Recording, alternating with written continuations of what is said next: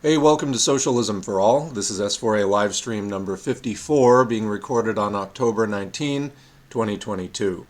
So yesterday's stream, number 53, we spent most of the stream chatting. I did about a half an hour or 45 minutes or so of housekeeping, and then also talking about issues related to activism and not just protests. You know, when we were talking about the Just Stop Oil protests and the merits and deficits of that, you know, it really should be noted for people who are calling it performative. They specifically, if you read like the Extinction Rebellion website, which is connected with them, uh, they specifically said part of what they're doing is because voting has failed, which we would agree with, and also because normal protest has failed. So what they're trying to do is, in their terms, not protest, it is disruption. So that should be understood, and I feel like a lot of people who are some of the quickest to criticize aren't even sort of grappling on that conceptual level with it. Like, you learn a term or two off of social media and then you just run with that. But that's actually not the goal. The goal is to disrupt everyday society, the sort of trance that people are in as we sleepwalk toward apocalypse ecologically. They're specifically trying to disrupt that. So, you know, disruption versus protest, that was just something I wanted to kind of highlight there. But anyway, we did chat a lot. I'm not going to be able to chat as much today. We've got 6 or 7 stories that I'd like to cover, each of which, you know, if they take 10, 15 minutes, it's going to be a good chunk of the show. We'll definitely have time to chat. Just a reminder to everybody in the chat here at twitch.tv/socialisms4a. If there's a troll, don't engage. I know sometimes in the beginning it's not clear if it is a troll or just a misguided person or just somebody who's not communicating clearly. But as soon as we figured out that it is a troll, just don't clog up the chat. Let me come in and ban them, and that will be that. Some people get really upset that I, ban people. Here's the thing you have to realize. I deal with thousands of people between the YouTube and the Twitter and the Twitch. And if we're going to keep this thing running smoothly, that's just part of the process, how the sausage gets made. The idea here, we're trying to keep the torch of the left going forward and not letting that get, derailed by anything. That said, well, you know what? I'll save that announcement for later. Anyway, as far as what we're doing today, it's going to be the grab bag of stuff that we didn't get to yesterday. Some things about ecology, some things about rail strikes, some things about the economy. The stock market keeps sort of diving and semi-rallying and diving, and just this and that. But before we get into that, what's new on the channel? Well, I posted a video of Tucker Carlson, and I would love to comment and just dump on this some more right now, but only a few hundred people have seen it. I put it up a few hours ago. Basically, for all the people who are like, Tucker Carlson is such a populist, blah, blah, blah. No, he isn't. There's an interview that I posted of him. It's like a minute and 15-second clip where he explicitly says, no, I'm not a populist. I'm an elitist in that I believe there should be a hierarchy in society because dogs and other animals have hierarchies. Imagine basing like your idea of human civilization on a poor understanding of how dogs interact. But anyway, it's just the mind boggles. But anyway, yeah, he believes in hierarchies, this and that. And he explicitly says in there, he is not against elites. He's just against the elites that we have. He admitted it. This is what we've been saying about libertarians. They're not anti-capitalist. They just want to be the capitalist. They don't, want to get rid of the rich. They just want to be the rich. And this is just another extension of that. He doesn't hate the elites. He just thinks we have bad elites. Literally, he wants to go for some mythologized, better elites from the past who had more regard for the people beneath them. Yeah, so we can go back to, any stage of class society. That's never really been the case. In the case of the United States in the last few hundred years, you've got genocide, you've got slavery, you've got, like the Ludlow massacre, for example, massacring striking workers with a machine gun.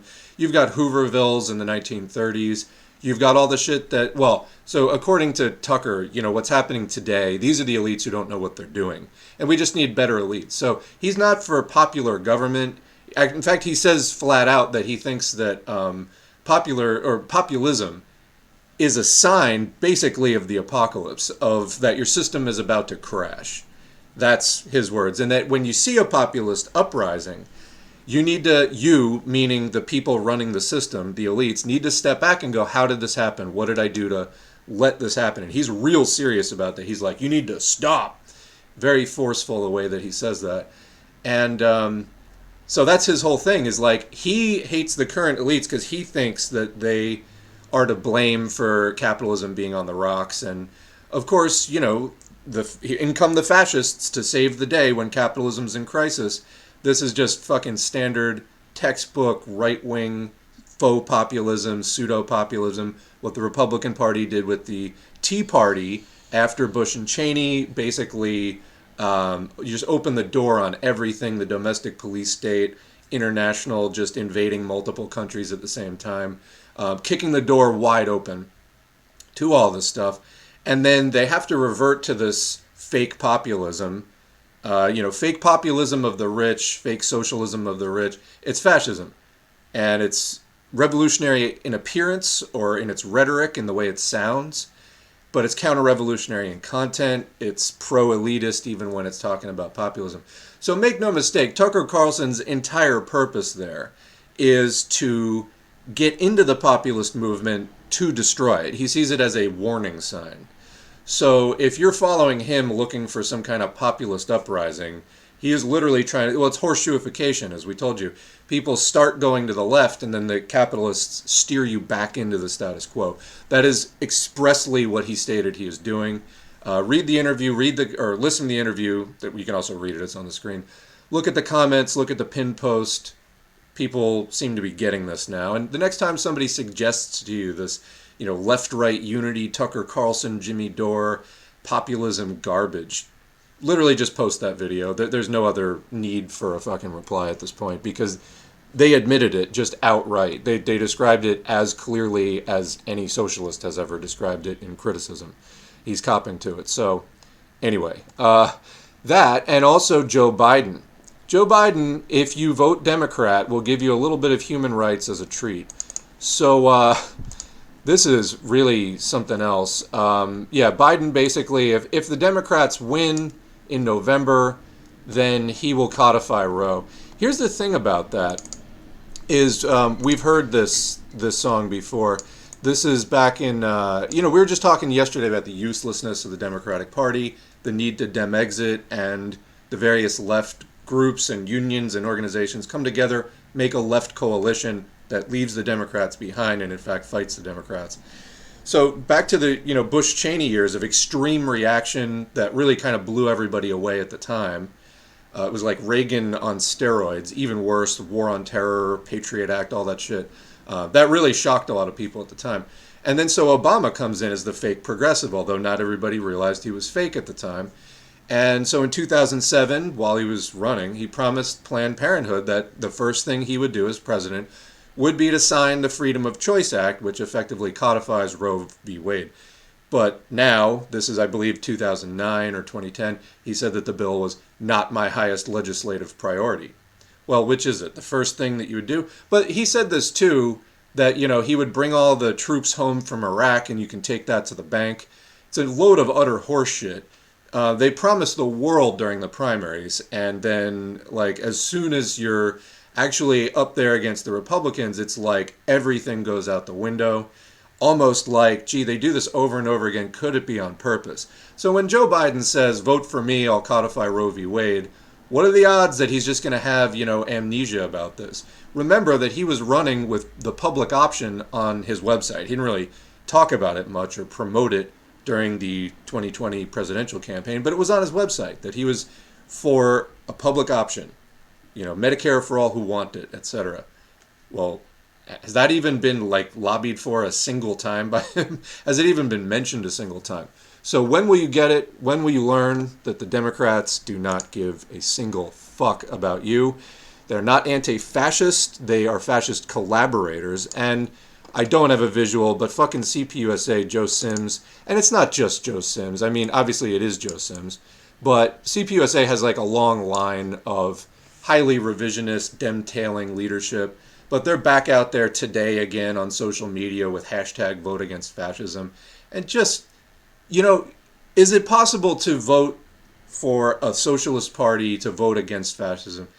It is, but they mean voting against the Democrats. And by the way, fascism is much more deep rooted than that. If you're seriously into fascism and there's no democracy, like, then obviously the election isn't going to matter, et cetera, et cetera. Like that whole thing. Don't get the wrong idea about what I'm saying. But could you vote for an actual anti-fascist party? Yeah, theoretically, you could vote for an anti-fascist party. You would still, as an anti-fascist, have to have that be about 1% of your strategy, and 99% would have to be doing other things. But the Democrats aren't anti-fascist. They're fascist collaborators. They've shown this over and over and over again. They hate the left. They use us for our votes when they need them, and then they just shit on our heads the minute, whether they win or lose. They shit on our heads. They turn around, and it's your fault if they lose, and they didn't need you if they won, like whatever it is. So when will you get it? CPUSA is still waiting. And like I said, there's something deeply wrong with the national leadership of that party, because basically every 9 out of 10 rank and file CPUSA members that I've communicated with, and I've communicated with many, are not into that. They don't know why it's happening. But Joe Sims is also not the first chair or co-chair that's had this kind of stance. So anyway, something ought to be done about that.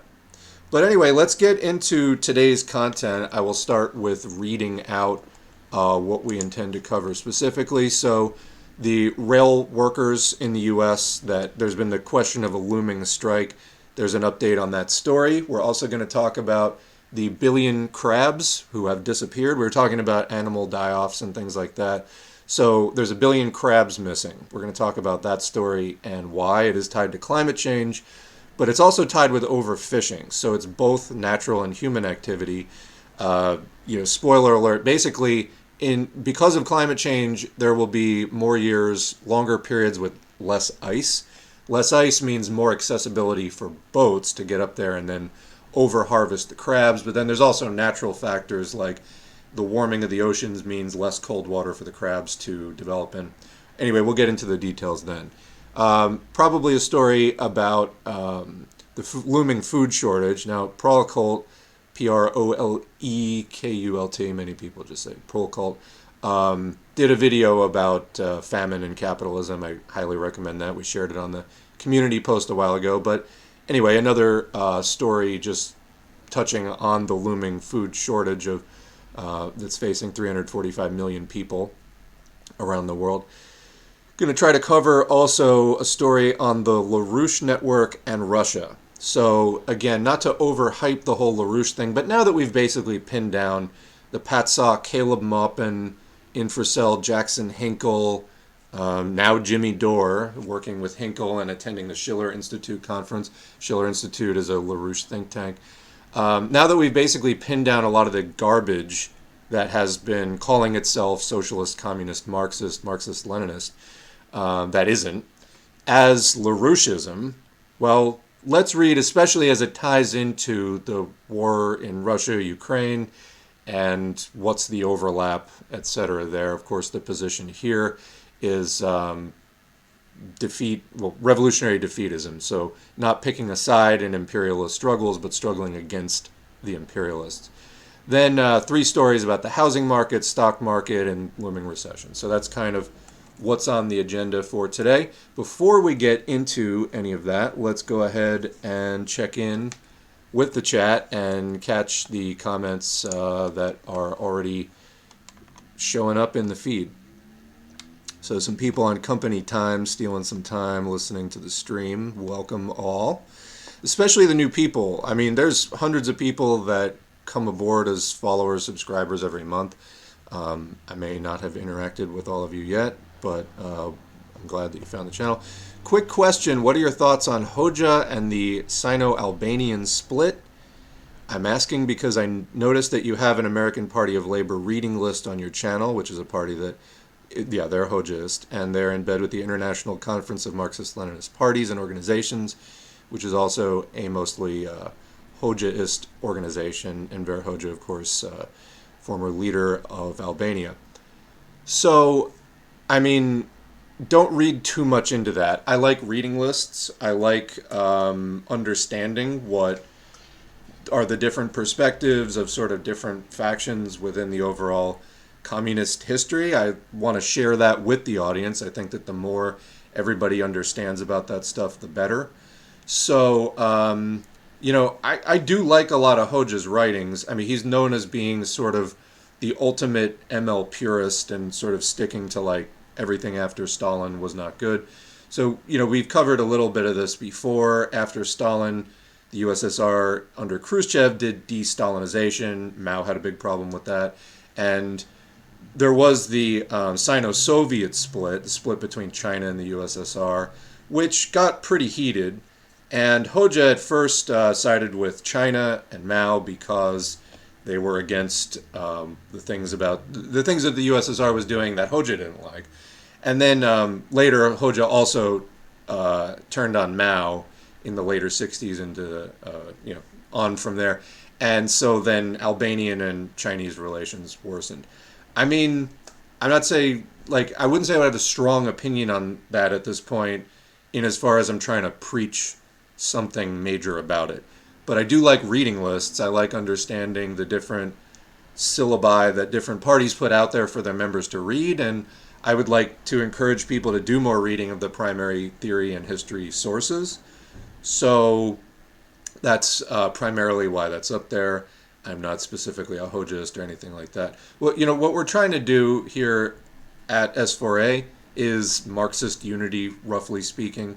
I find trots are the most likely not to play and work well with others, although there are a few trots who do stop in and they don't make a big issue out of it. And I appreciate them because they make intelligent comments a lot of the time. That said, there's that would probably be the people least likely to partake in what I would consider Marxist unity because they're not MLs and they make kind of a big point about that.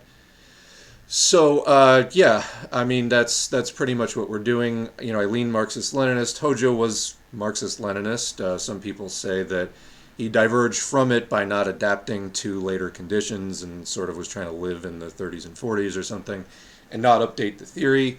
I don't know. For me, the label that Maoists will give to Hoja is that he was dogmato-revisionist. In other words, his criticisms of Mao were that he was, quote, updating Marxism or Marxism-Leninism in ways that it wasn't meant to be updated.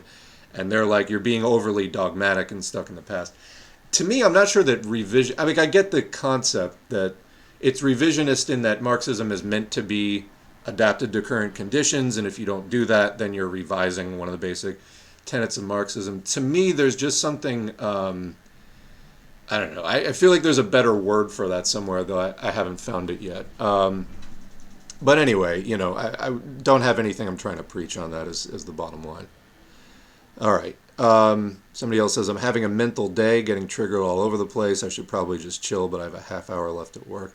That half hour, the final half hour is the worst, although you're closer now. And in fact, you might even be done now, because I think you may have posted that a half an hour ago. Yeah, bathroom time at work, I'll tell you. Most of my jobs, I swear, it depends on the type of job, but any kind of job involving a desk or like office work, I swear half the day is spent, trying to pretend I'm doing something. And sometimes you just run out of stuff to pretend to do at your station. And the bathroom. I mean, to a certain, at a certain point, it becomes conspicuous, but you can at least go get some privacy, get away from prying eyes. But it's like, there's a limit to how much time you can spend in there. I hear that though. Bathroom as refuge. This is super random, but if anybody remembers the old video, this is super, super weird and old, but by Jewel. Whatever that song is, Who Will Save Your Soul, I don't know what that, I don't know what the title of the song is, but the video for that is all people in bathrooms, and she was interviewed, and she said specifically it was about that sort of bathroom as like private refuge thing. Okay, that's related to absolutely nothing else, but let's move on.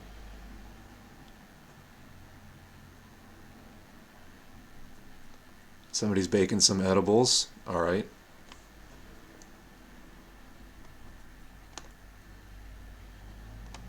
Ooh. Somebody says, I think I'm losing ability in both of my hands, but my union will just do another petition to have more petitions. Sorry to hear that. Protect your hands. I mean, you need those, not just for work, but everything else.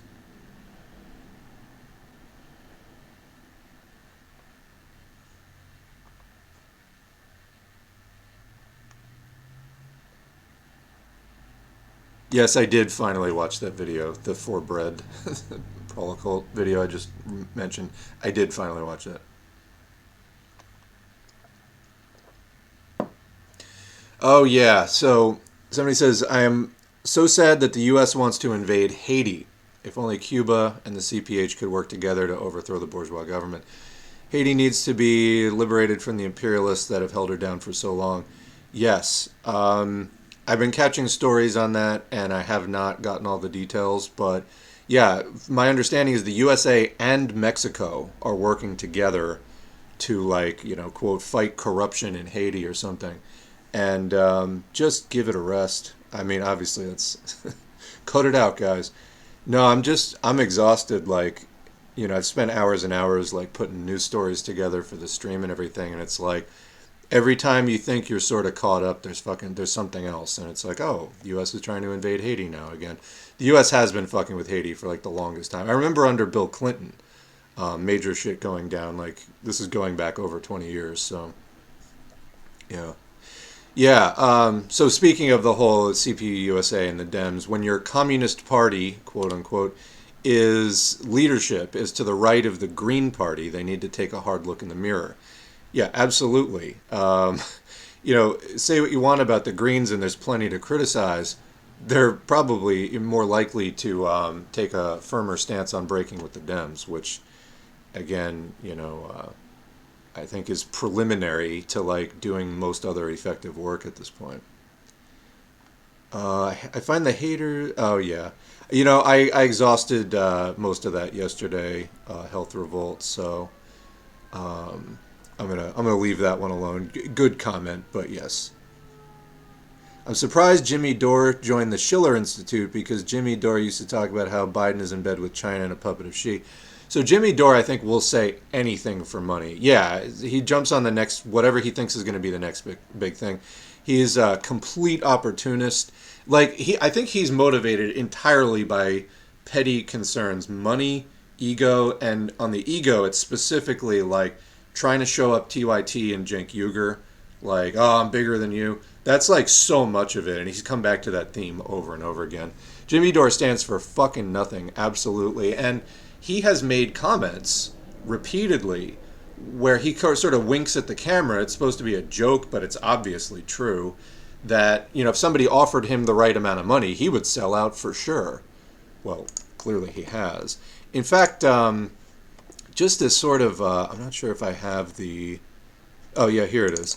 So Tulsi Gabbard is, as you can see there up in the right corner, stumping for Kari Lake, election denying, Trump supporting Kari Lake. So, Tulsi Gabbard, she started out, in the DNC endorsing Bernie back in 2016. And then, of course, for being such a big Bernie supporter, ran against Bernie literally in the next presidential primary. Seems like a lot of this was a ploy just to do this big, left to right shift and take as many people with her as possible. And but this is, there's a video I did comments on. I thought it had good points and bad points. The Jimmy Dore deception. I have the commentary up on the channel somewhere about that. But there is a section about Tulsi Gabbard. I hadn't actually realized at that point how bad Tulsi Gabbard was, but she's fucking terrible. And now she's just like openly stumping for MAGA people. And, Jimmy Dore and his wife Steph, they've been like donating money to Republican candidates and stuff. So, I mean, they're really, really far gone at this point, just in case anybody had sort of lost touch with that. All right, let's get into this, though. I'm going to start with the rail strike, and then we'll come back. This is from Labor Notes, and speaking of notes, let me make a note. For the timestamps, which I'm trying to be a bit more mindful of. The headline, "We are not done yet. Railroad track workers reject deal." October 11, Jonah Furman. You can see the picture there. Track workers have voted down a national tentative agreement with the freight rail carriers. The big unions of engineers and conductors start voting on their deals this week. Railroad workers currently get no paid sick days, and these tentative agreements would not fix that. So we covered this in more detail. Hopefully this article will also go into a lot more detail. Let's see what it has to say. Members of the Brotherhood of Maintenance of Way employees who build and maintain tracks and bridges have voted down a national tentative agreement with the freight rail carriers. Just under 12,000 of the union's 23,900 freight rail workers voted. That's bad. Wow, so just about half voted. The union announced October 10, with 56% of those voting against the deal. Leaders said that they're hoping to return to the bargaining table. The union is delaying any potential strike until November 19 at the earliest. In a statement, BMWE President Tony Cardwell attributed the rejection to members feeling that, quote, management holds no regard for their quality of life, illustrated by their stubborn reluctance to provide a higher quantity of paid time off, especially for sickness, unquote. So I think that that sentiment probably is going to be pretty common in not just the rail industry, but probably any industry. And, these employees are unionized, and that's a smart move for most employees in most industries to do, to unionize. Usually any union is better than no union. The only maybe case where that's not the case, and we've covered this in some of the IWW organizing manuals that I posted on the channel that do some of the how-to of going from having no union at all to forming a union. If you want to learn that process, there's like a 10-minute version, an hour-long version, and a 3-hour version, plus some other organizing materials. If you look up IWW on the channel, you're probably going to find that. The only case where no union might be better than a union is if the union that's up for vote is really bad and there's a real distinct possibility of organizing a better one.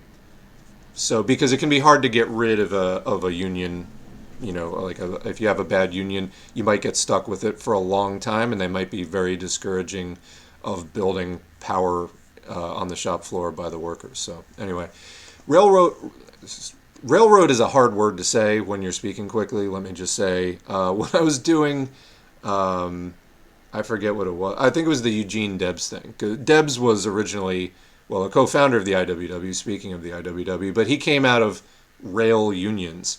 And having to say railroad like 50 times in an hour, it gets hard. Anyway, railroad workers currently get no paid sick days. The Teamsters-affiliated BMWE, part of a bargaining coalition with the Sheet Metal Workers Mechanical Division, had pushed for 13 sick days annually, but the carriers refused to budge. BMWE Rank and File United, a caucus within the union, released a statement encouraging members to organize informational pickets and push for a stronger agreement. Quote, "We must stand together in showing the carriers, politicians, and the world that we are not done. Our demands have not been met," read the statement. "Our union leadership only has power at the bargaining table if we give it to them." So there you go. For people who have a union and it's not doing what you want, maybe form a caucus within it to push for more militancy. It's not over. The rejection marks a major turnaround. Political leaders were acting like the deal was sealed. Of course, the Biden administration was really pushing for this. Because, Biden's the big union guy, Union Joe, and he's also Amtrak Joe, and this is like the railway system. He, of course, doesn't want some, blemish on his political career, some big rail strike that people voice a lot of dissent against Biden's bullshit. Anyway, on September 15, just 20 hours before a national strike deadline, Secretary of Labor Marty Walsh had announced a tentative agreement between the National Carriers Conference Committee and the two largest rail unions, the Brotherhood of Locomotive Engineers and Trainmen, BLET, and the Sheet Metal Workers Transportation Division, SMART-TD. Now, which acronym would you prefer, SMART-TD or BLET? Anyway, just saying. As Politico reported, Walsh said, it's like, holy Christ, the magnitude of what would have happened. We'll never fully understand, thank God. Well, maybe we should make them understand. Of the dozen unions that are part of the negotiations, four, the railroad electricians, IBEW, the train dispatchers, ATDA, and the Transportation Communications Union representing clerical workers, and the Brotherhood of Railway Carmen representing workers who inspect and maintain train cars, both affiliated to the machinists, have ratified agreements. Members of Machinists District Lodge 19 voted last month to reject their deal. The union has since announced a new tentative agreement. One local lodge leader, Reese Murtaugh, wrote a scathing letter to the national leadership for its handling of the strike vote. BLET and Smart TD members begin voting this week. Together, these two unions, which represent conductors and engineers, make up half of the 115,000 union members at the Class 1 freight railroad. There it is, railroads. Could the news out of the BMWE impact these votes? Jack, a Smart TD member out of Illinois, who asked not to use his last name, thinks that, quote, seeing another union take a stand will show everyone how it's possible to fight back. But he says that members are still nervous about congressional intervention leading to a worse deal. Grueling conditions. Pushing back any possible strike until after November's midterm elections eases the pressure on politicians. A congressional intervention in November would still be by a Democratic-controlled Congress, even if Republicans win majorities in the House or Senate, since newly elected senators and representatives don't take office until January. The no vote partly reflects pent-up anger over the increasingly grueling conditions on the job. As the rail employers have embraced precision scheduled railroading, that sounds Orwellian and nightmarish, they've slashed the workforce, increasing the workload and hours of the workers who remain. Yeah, it just sounds like a lot of micromanaging, and this is the thing about them being on call, I think. So the precision scheduling, it sounds like sort of on-demand labor. I don't know all the details, but according to the Surface Transportation Board, the freight railroads have shed more than 20% of their maintenance of way jobs in the past 6 years, and more than 50,000 rail jobs in total since the year 2000. I'm not surprised, said Devin Mantz of BMWE Lodge 1326 in Minot, North Dakota, when he learned the contract had been voted down. People are pissed off and they want somewhere to direct it. If we're not careful, they're going to direct it at our union. So our union leadership needs to step up and direct that anger at the carriers who caused it. There we go. Sick time and health care. The two major issues addressed in the September 15 deal brokered by the White House between the railroads and the BLET and Smart TD were healthcare costs and time off for medical appointments. Press reports made it sound like the deal would create 3 sick days for railroad workers. But once the actual 3 sick days, think about that. It's not really anything. I mean, there's like other countries that have more advanced social democracies, at least. You get like weeks guaranteed. It's amazing. But we have next to nothing in the United States. I think even a lot of Europeans don't really understand that. Or even Canadians don't even fully understand that necessarily. But once the actual language came out, what was created turned out to be something less than sick time. Heavily circumscribed, unpaid time off for routine or preventative medical appointments. This reads like a joke. On a Tuesday, Wednesday, or Thursday with at least 30 days notice, plus no attendance penalties for hospitalization or surgery. Wow. The two unions held a 15-day question and answer period before sending the tentative agreement for a contract vote. Like, that is, it's like comedy. I mean, you can only do it on a Tuesday, Wednesday, or Thursday with 30 days notice. Amazing. But many members were immediately upset with the terms. Ross Gruters, a BLET member in Iowa and activist with the rank and file group Railroad Workers United, tweeted, "I don't need questions answered. I need for all of us to vote no." The BMWE, the third largest rail union, was not subject to these agreements since the union had already reached its own tentative agreement with the carriers on September 10. But members were following them closely as they awaited to vote, or as they waited to vote on their own deal. Voting by mail started September 20. The union held multiple Zoom calls across different carriers to answer questions and put together a Q&A document addressing wages, bonuses, and time off.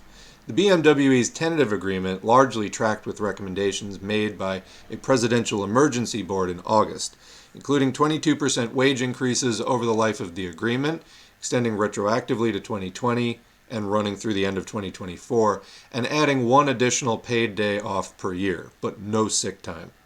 The deal included an annual $1,000 bonus for each of the 5 years and capped workers' monthly healthcare premium payments to $398.97 per month. Because again, this is the United States. We don't have universal healthcare. Another major issue in negotiations was travel allowances and away-from-home expenses. A large proportion of BMWE members travel for work.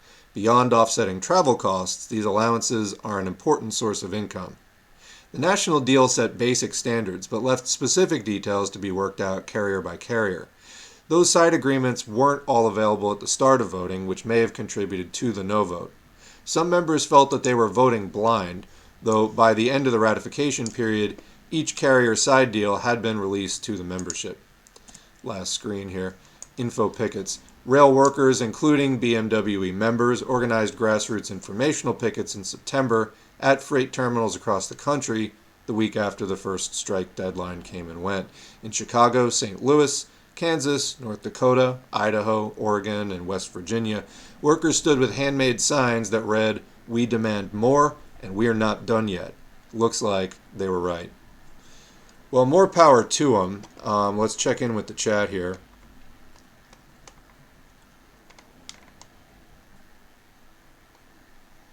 Yeah, fuck Tulsi. Tulsi Gabbard. Full on neocon at this point. And for all the people who are like, oh yeah, Tulsi Gabbard's anti-war. No, she's not. She's literally in the U.S. Armed Forces serving in AFRICOM in, I don't know if she still is, but she was in the psychological warfare division. So, yeah. People are trying to sell you like they're anti-war, they're in the military. And she's also a hawk on the war on terror. Specifically, like she supports the war on terror. She didn't support the Iraq war, but that was many Democrats and even some Republicans didn't support the Iraq war. They called it Bush's war because it wasn't in line enough with the overall global war on terror. But that's not being anti-war, actually. And of course, anybody supporting capitalism, there's no such thing as anti-war capitalism, not really. Advanced capitalism turns into imperialism, which must expand by force if necessary, and it usually is necessary. Why is Arizona the Florida of the West Coast? Yeah, she said a lot of anti-trans stuff. She supports Modi. It's a history of Islamophobia and Hindu ultranationalism. Yes, all of the above. So, and the Islamophobia supporting also the war on terror, which is, again, something that, I was talking the other day about how 2001 to 2009, the Bush-Cheney years, is kind of like an unprocessed trauma in the, collective U.S. psyche. There's a lot of trauma in the U.S. psyche, to be sure. I feel like that one is particularly unaddressed for being so recent and existing in an age where there was the internet. But, Muslim, Muslim, Muslim, Muslim. That was like you'd wake up, the news every fucking day. Terrorist, Muslim, terror, Muslim, Islamic extremist, Muslim, terrorist, terror, terror, Muslim. It was just wall to wall every single fucking day. And so being a hawk for the war on terror, as Tulsi self-describes, there's definitely going to be some anti-Muslim. Like, can you support the war on terror without being... Well, the war on terror was complete bullshit in the first place. It was obviously imperialists trying to invade more countries. People were talking about the invasion of Afghanistan as Pipelinistan. It was about wars for oil, et cetera, geopolitical advantage, and just generally expanding the U.S.-controlled imperialist alliance. So, yeah, that's obviously what that was. You can't be anti-war and support that. But yeah, the Hindu ultranationalism as well. We have an audiobook up on the channel called Fascism... What's it called? It's by Anuradha Gandhi. I'm blanking on the name right now, but it's Fascism, Something, and Patriarchy.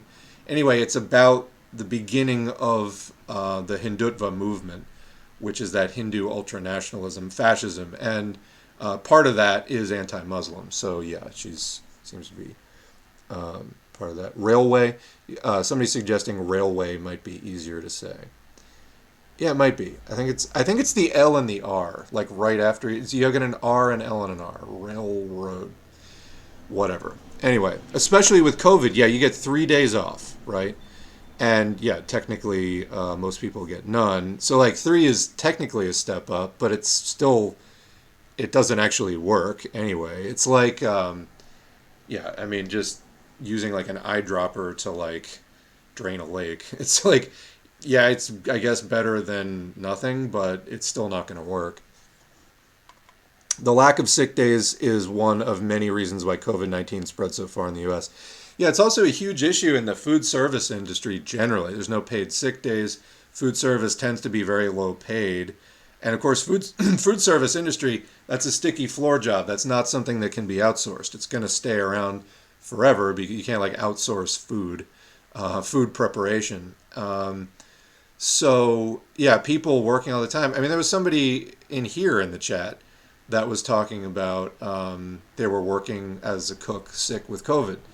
I mean, so how many people got infected there? So yeah, it's a huge, huge problem.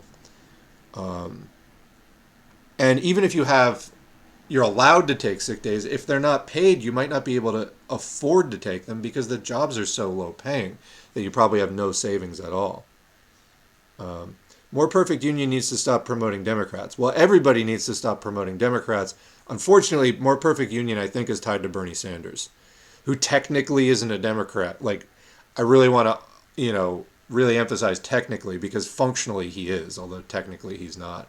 But at this point, I mean, he has just sided with them over the working class so many times. He really should just drop the farce and just join the party because that's why does no one ever mention that Gabbard is legit in a unit for psychological operations in the Army, 351st Civil Affairs Commands? Anti-war my ass.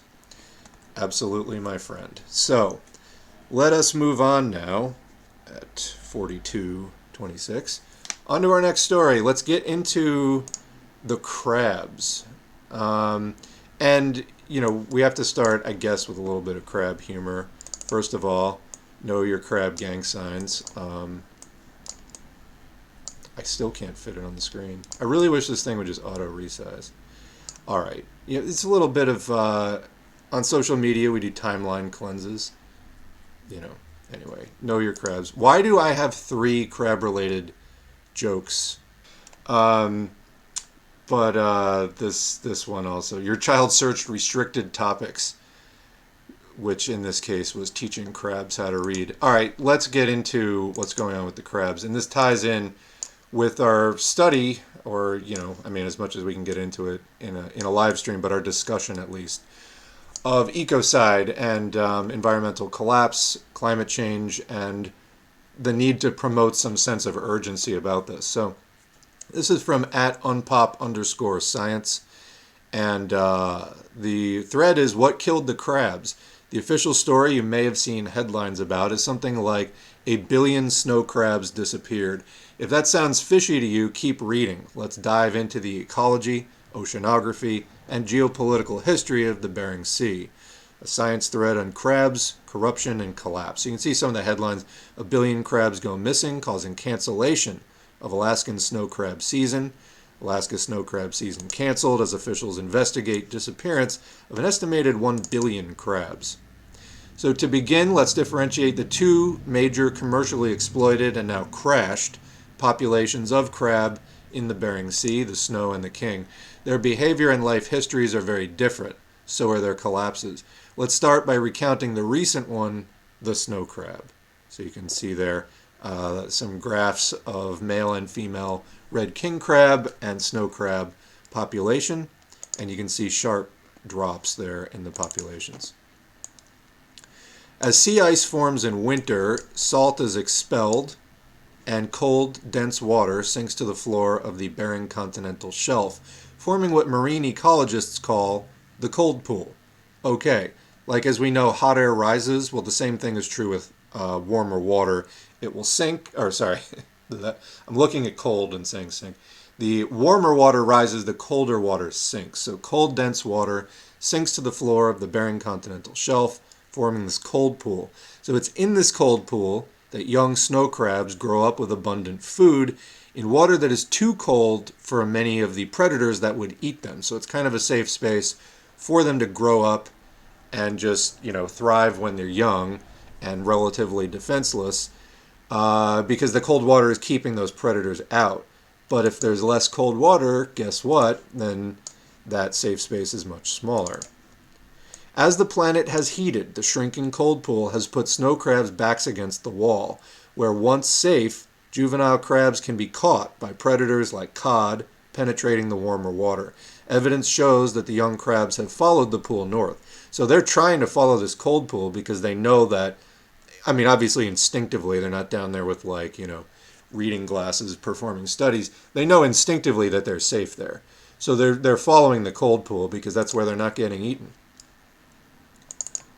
All right, the cold pool connects the snow crab to climate collapse. But let's not forget that on top of all these environmental factors is industrial scale extraction and bycatch by the fishing industry. What role is this playing? We'll come back to that. What is bycatch, by the way? Bycatch is when you're trying to catch one thing and you catch something else by accident. So bycatch, or along the way. So the little snippet here from the Seattle Times: as waters warm, some older crab have moved northwest. I'm going to say crabs because something about crab being the singular and plural doesn't sit right. Young crabs are being gobbled up by an increased number of predators and diseases on the rise. So we talk sometimes about climate change, reawakening viruses and bacteria and microorganisms that previously were sort of trapped in ice and frozen. Now they're spreading. Well, same thing with the crab, is in different environments. And I was reading a story, there was some mammal. It was some unusual, woolly animal, some kind of sheep or goat or something maybe. Anyway, normally they have this bacterium that lives in their sinuses. Because we all, on our skin, in our guts, in our mouths, in basically every crevice of our bodies, we have microorganisms living. Because life will live anywhere it can find food, and we've just evolved to coexist with them. But these goats, or whatever it is, I forget, their habitat has warmed up. And apparently, when they exist in warmer temperatures, these normally innocuous bacteria that live in their noses and sinuses actually overproduce, and they become toxic, and they can actually kill the animals that they live in. So previously their microbiome in their sinuses was in balance, and because of climate change the bacteria overgrow and then the animals die. So that's things that can happen. So all of this could be making crabs more vulnerable to excessive harvesting. That has increased concern over the impacts of trawlers that accidentally scoop up crab as they drag nets along the seafloor, targeting bottom-dwelling fish. First, let's study their counterpart, the king. King crabs once numbered in the hundreds of millions in the Bering Sea, but they crashed in the early 80s and never recovered, numbering less than 10 million in recent years. Who killed the king crab? The story is crazy. You can see there a picture of king crabs on the left, and then some graphs of the immature king crab population. So immature. In 1959, Japan established a no-trawl zone protecting the breeding territory of king crabs in the Bering Sea. That was a success. Catches were increasing. But in 1976, everything changed when the U.S. passed a law called the Magnuson-Stevens Fishery Conservation and Management Act. The Magnuson-Stevens Act codified a management concept called maximum sustainable yield, directing regulators to pursue maximum extraction of marine life. It also codified the concept of the exclusive economic zone, extending 200 miles from shore, effectively annexing the reserve. Then in 1980, in the midst of the Cold War, the US and USSR joined forces to trawl the reserve, targeting Seoul. In a period of 5 years, bycatch of king crabs increased by more than 600%. So they were trawling. That's where you drag a net along the bottom. Sometimes people online confuse the words trolling, like TROLL, where what's trolling? It's saying stupid shit to get reactions and outrage out of people. Trawling is dragging a net, so those are different things. I've seen people mean TRAWL and say troll. Don't do that. All right. So as a result of all of this, the bycatch of king crabs getting caught in these nets increased by more than 600%. King crab populations plummeted to single-digit proportions. So then there's some text here from the NOAA Fisheries Division. Did trawling on the brood stock contribute to the collapse of Alaska's king crab? There's a paper by C. Braxton Dew and Robert A. McConaughey. I'm not going to read all that right now, but they will comment on it here. So, for decades, the US NOAA lied to the world about what happened to the crabs. In 2021, a whistleblower came forward saying, quote, managers pushed the natural mortality story because they knew that it might divert the focus from overfishing to natural catastrophe. And like, oh, hey, it's in nature's hands. Like, we wish we could do something, but we can't. So there is a photo by Doug Smith, former NOAA fisheries observer. Contents of a red bag delivered by a domestic trawler, so that's one of those nets that drags the bottom, to a foreign processor. After this photo, domestic trawlers quit bringing red bags back to the processors and instead dumped them at sea. Most of these are large females with developing egg clutches, i.e. the broodstock, or the next generation. As was typical, none of the several thousand red king crabs shown here were counted or measured before being discarded.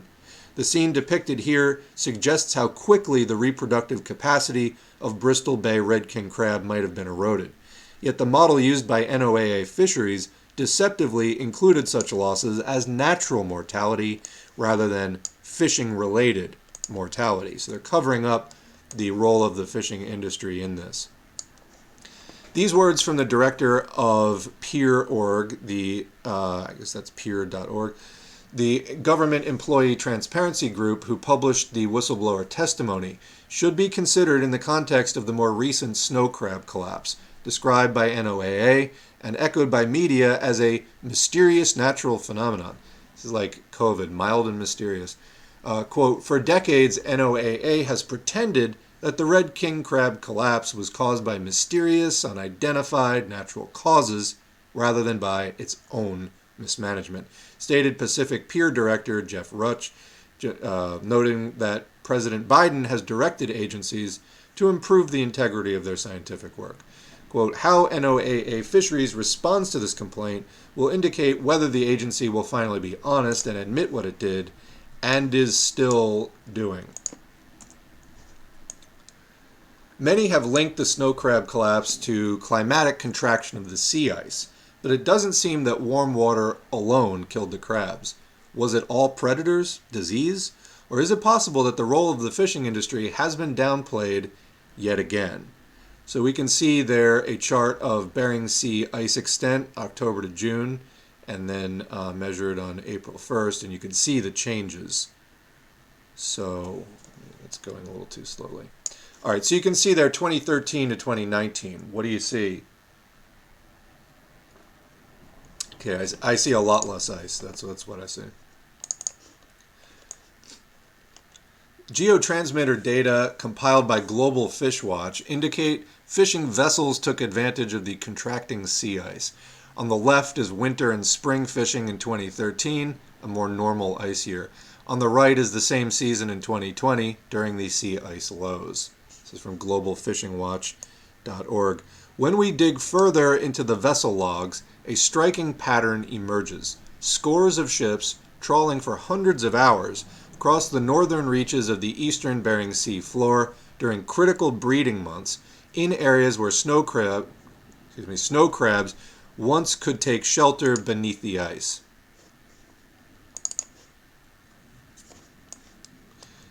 Corroborating the geospatial data, observer data from NOAA fisheries stock assessments shows a massive spike in snow crab fishing mortality, correlating with the record low years for Bering Sea ice.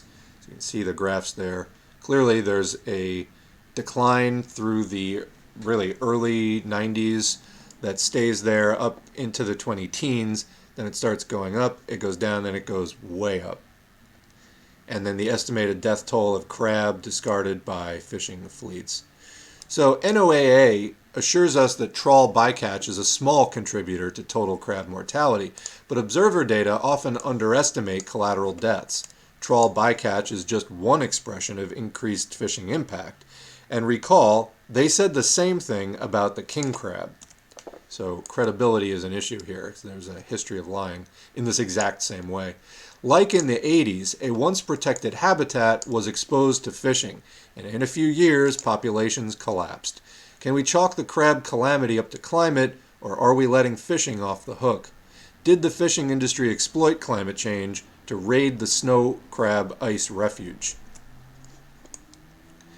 So the funny thing is, isn't overfishing a part of the reason why climate changed? So we have an excerpt here.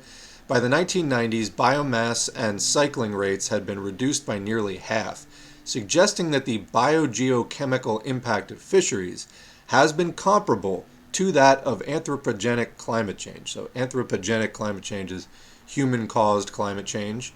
And what they're saying here, what's biomass is basically living material. So biomass is usually like dead animal bodies, dead plant matter, etc. So by the 90s, the biomass and cycling rates had been cut in half. So it's a major change to this natural system. And it suggests that the biogeochemical, so you have bio, meaning there's biology, geology, that would be the weather, currents and things like that, and the chemistry of all that, biogeochemical impact of fisheries. So, you're taking all this biomass out, all these crabs, and then dumping back some of the dead ones, etc. It's been comparable to the anthropogenic climate change and the impact that's had.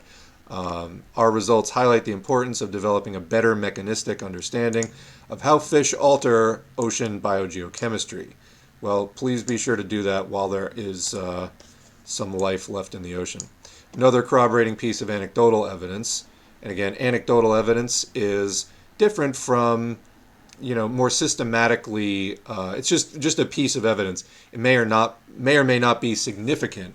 It's just one isolated piece. That's anecdotal evidence.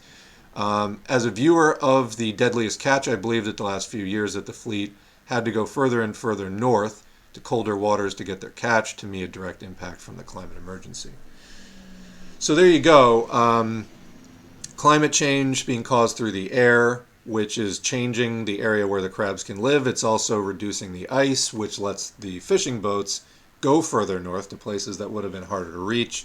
And you have, this is how we lost 1 billion crabs, and there's no crab season. Now the next story we're going to do is on global famine, which is for different reasons.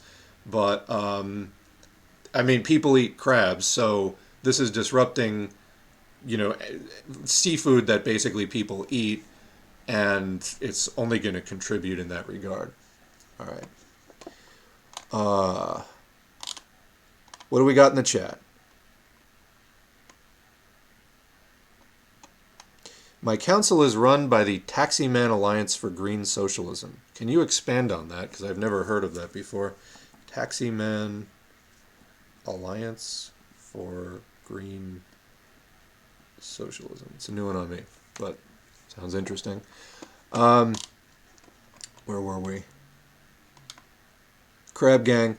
I know PSL has some infrastructure in California. Why not focus on trying to get people into power there? It's the Peace and Freedom Party. Peace and Freedom, my understanding from somebody who's a member of the party who was telling me about it, is they've been around, I think, longer than PSL. Basically, Peace and Freedom, if I understand it correctly, has an open ballot line that they basically are willing to give to whatever socialist group is running. So PSL is one of those groups. It's not always the same candidate, I think, that PSL is running on the Peace and Freedom ballot, but sometimes it is. So anyway, they are separate, but they cooperate. I saw this crab stuff. Seeing stuff this severe this soon. How are people still in denial? 100% unfiltered cognitive dissonance. So that's, again, part of the reason behind a strategy. And again, this isn't blanket endorsement, but definitely partial endorsement and understanding of the method. When a group like Extinction Rebellion says voting hasn't worked and protest hasn't worked, running a campaign of the disruption of day-to-day life to remind people, hey, this is happening and we're not going to let you tune it out, I think that that has value. So yeah, because people will ignore it. I mean, people will ignore it. They will change the channel. They will just walk away. Literally, the only alternative to that, the only option, is to create a situation where people just cannot look away, to put it in their face. And yeah, they're going to get mad about it, but fuck them.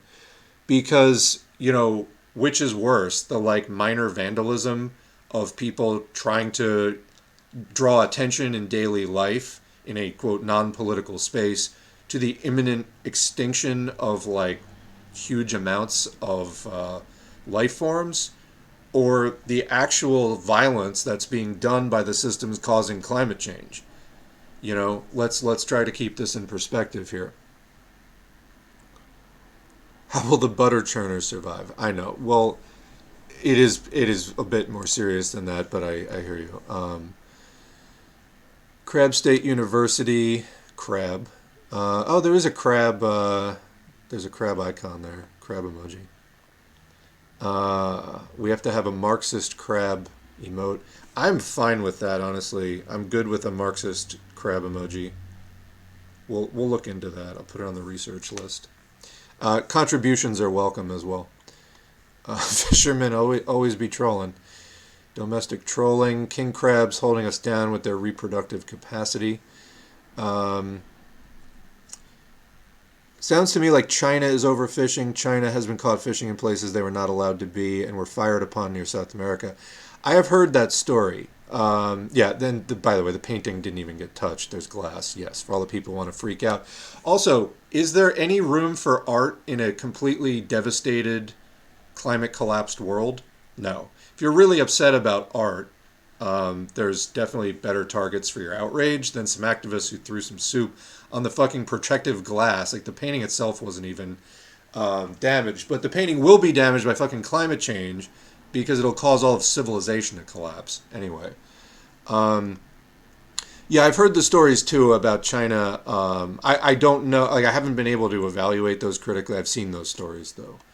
So, about China doing like crazy overfishing.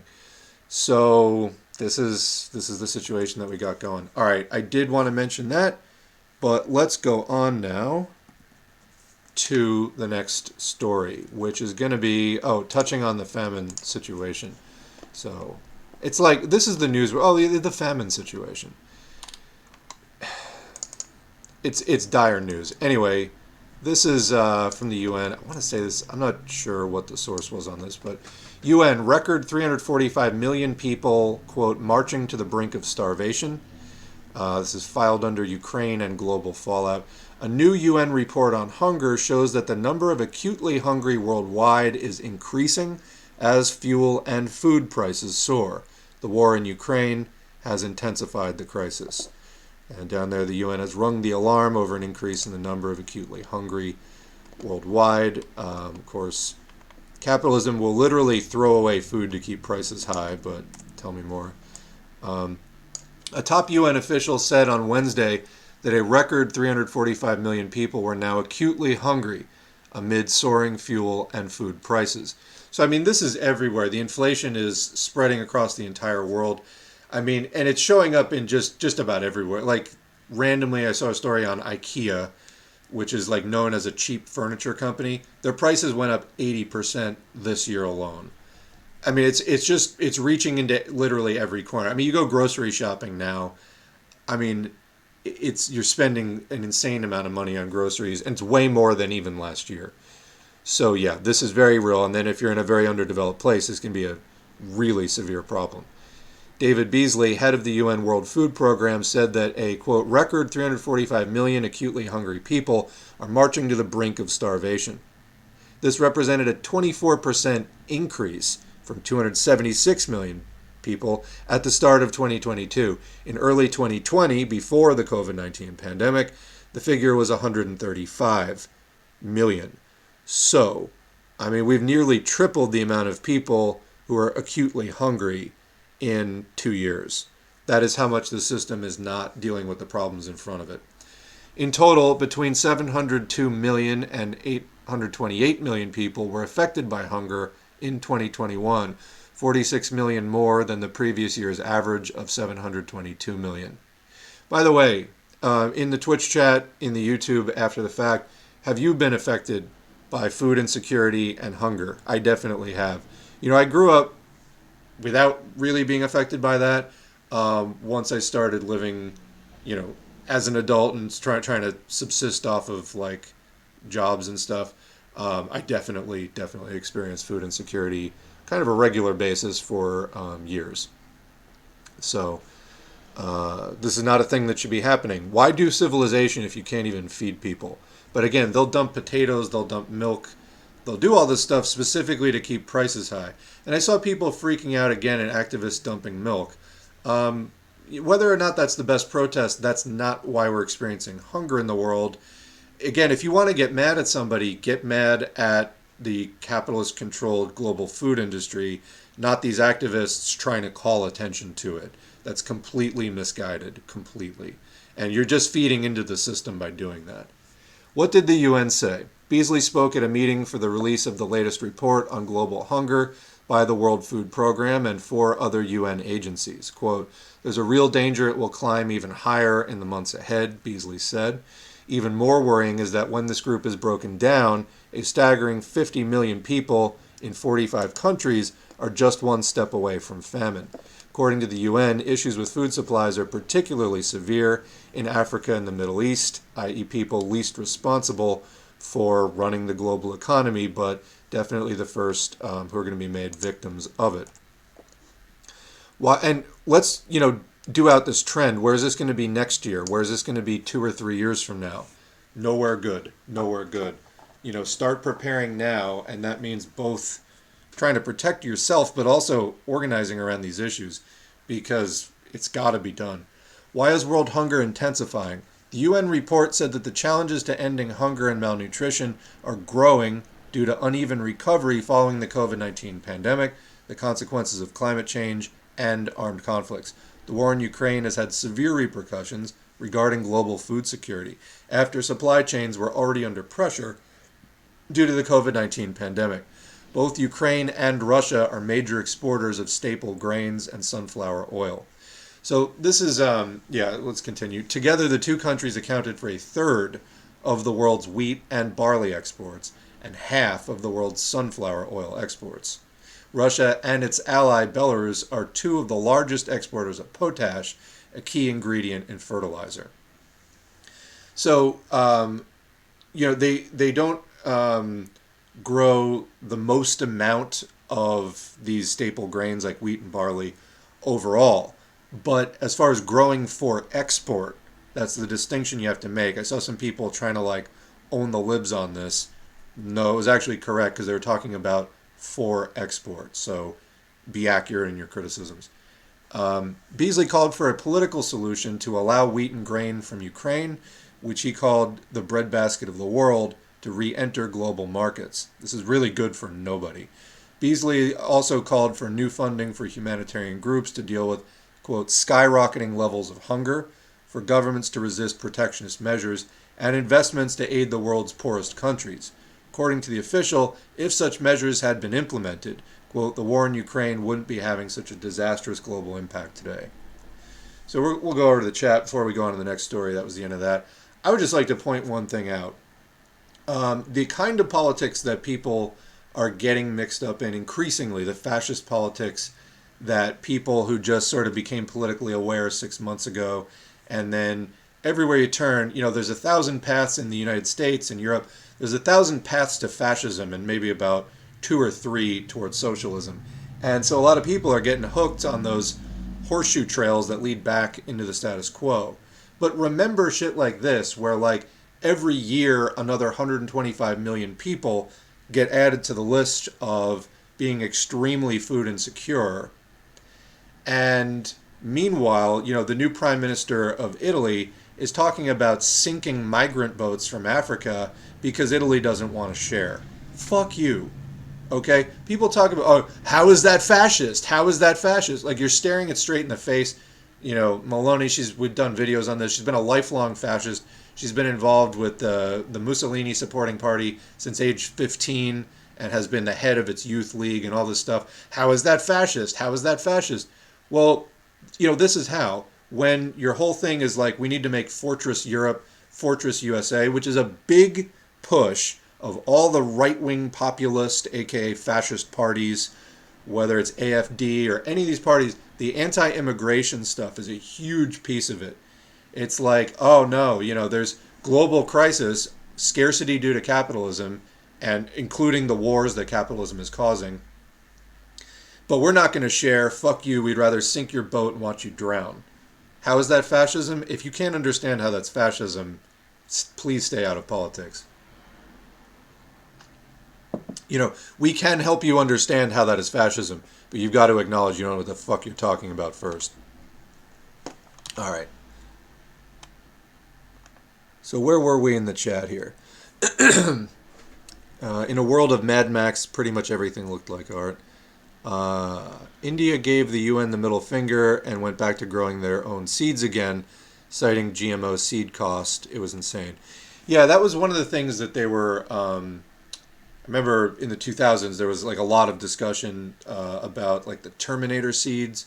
These were seeds that were genetically engineered to not basically produce offspring, so that the farmers couldn't save the seeds; they would have to buy more. But even then, I mean, people need licenses for the intellectual property rights of the genetically engineered stuff, which, by the way, most of the genetic engineering entirely unnecessary.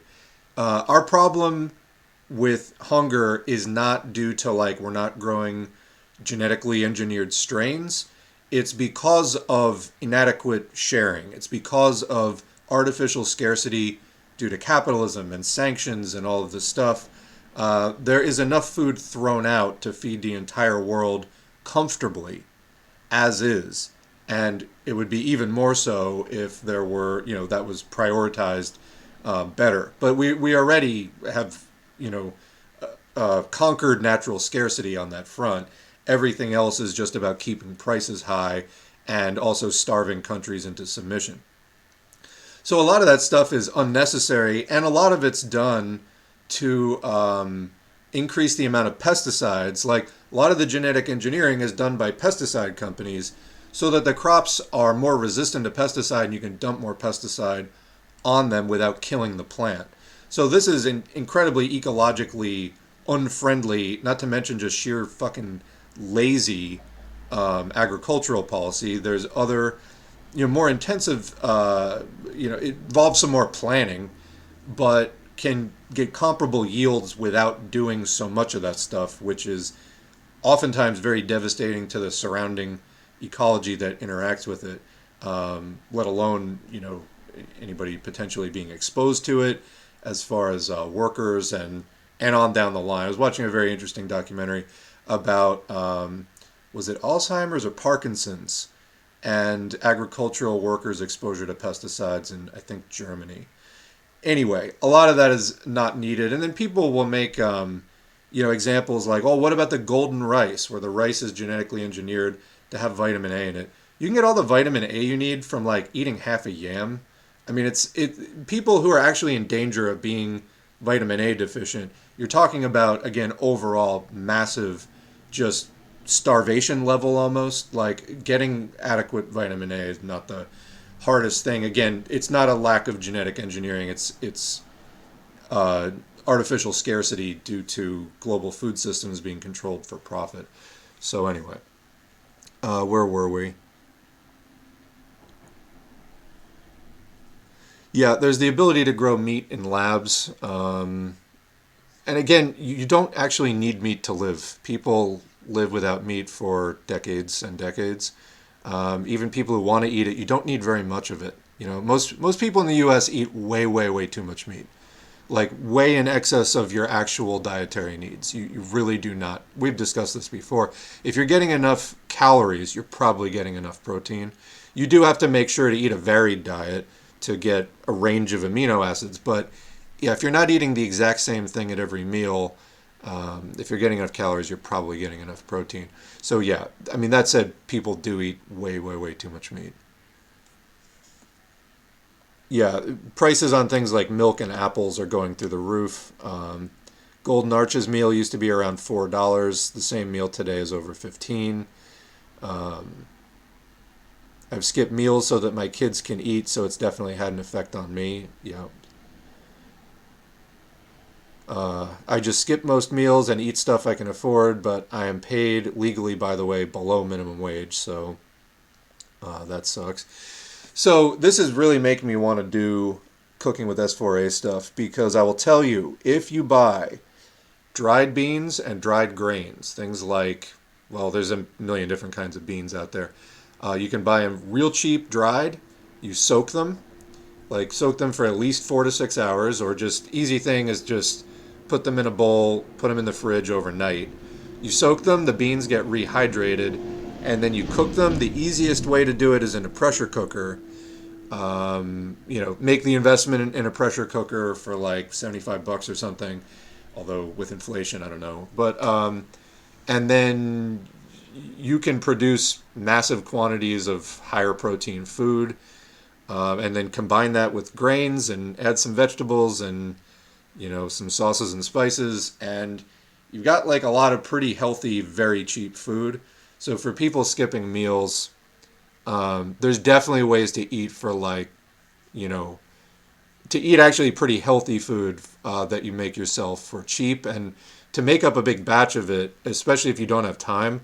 You can find time even once a week to do it. You can cut down your food bill probably by 2/3. I'll see what I can do about bumping that up, honestly. But yeah, that's how I made it through a lot of those years, and honestly, it's healthy food too. So that I was talking about, where I was very food insecure, and even then, sometimes I just was broke anyway and could barely even do that. But if I don't have the money to buy food and gas, I'll literally just buy enough for my daughter to eat and hope that my tank doesn't run out before payday. Yeah. Somebody says, I grew some watermelons. They are much better than store-bought ones. Hey, speaking of watermelon, we're just keeping this light today. Doing a little more humorous stuff than usual.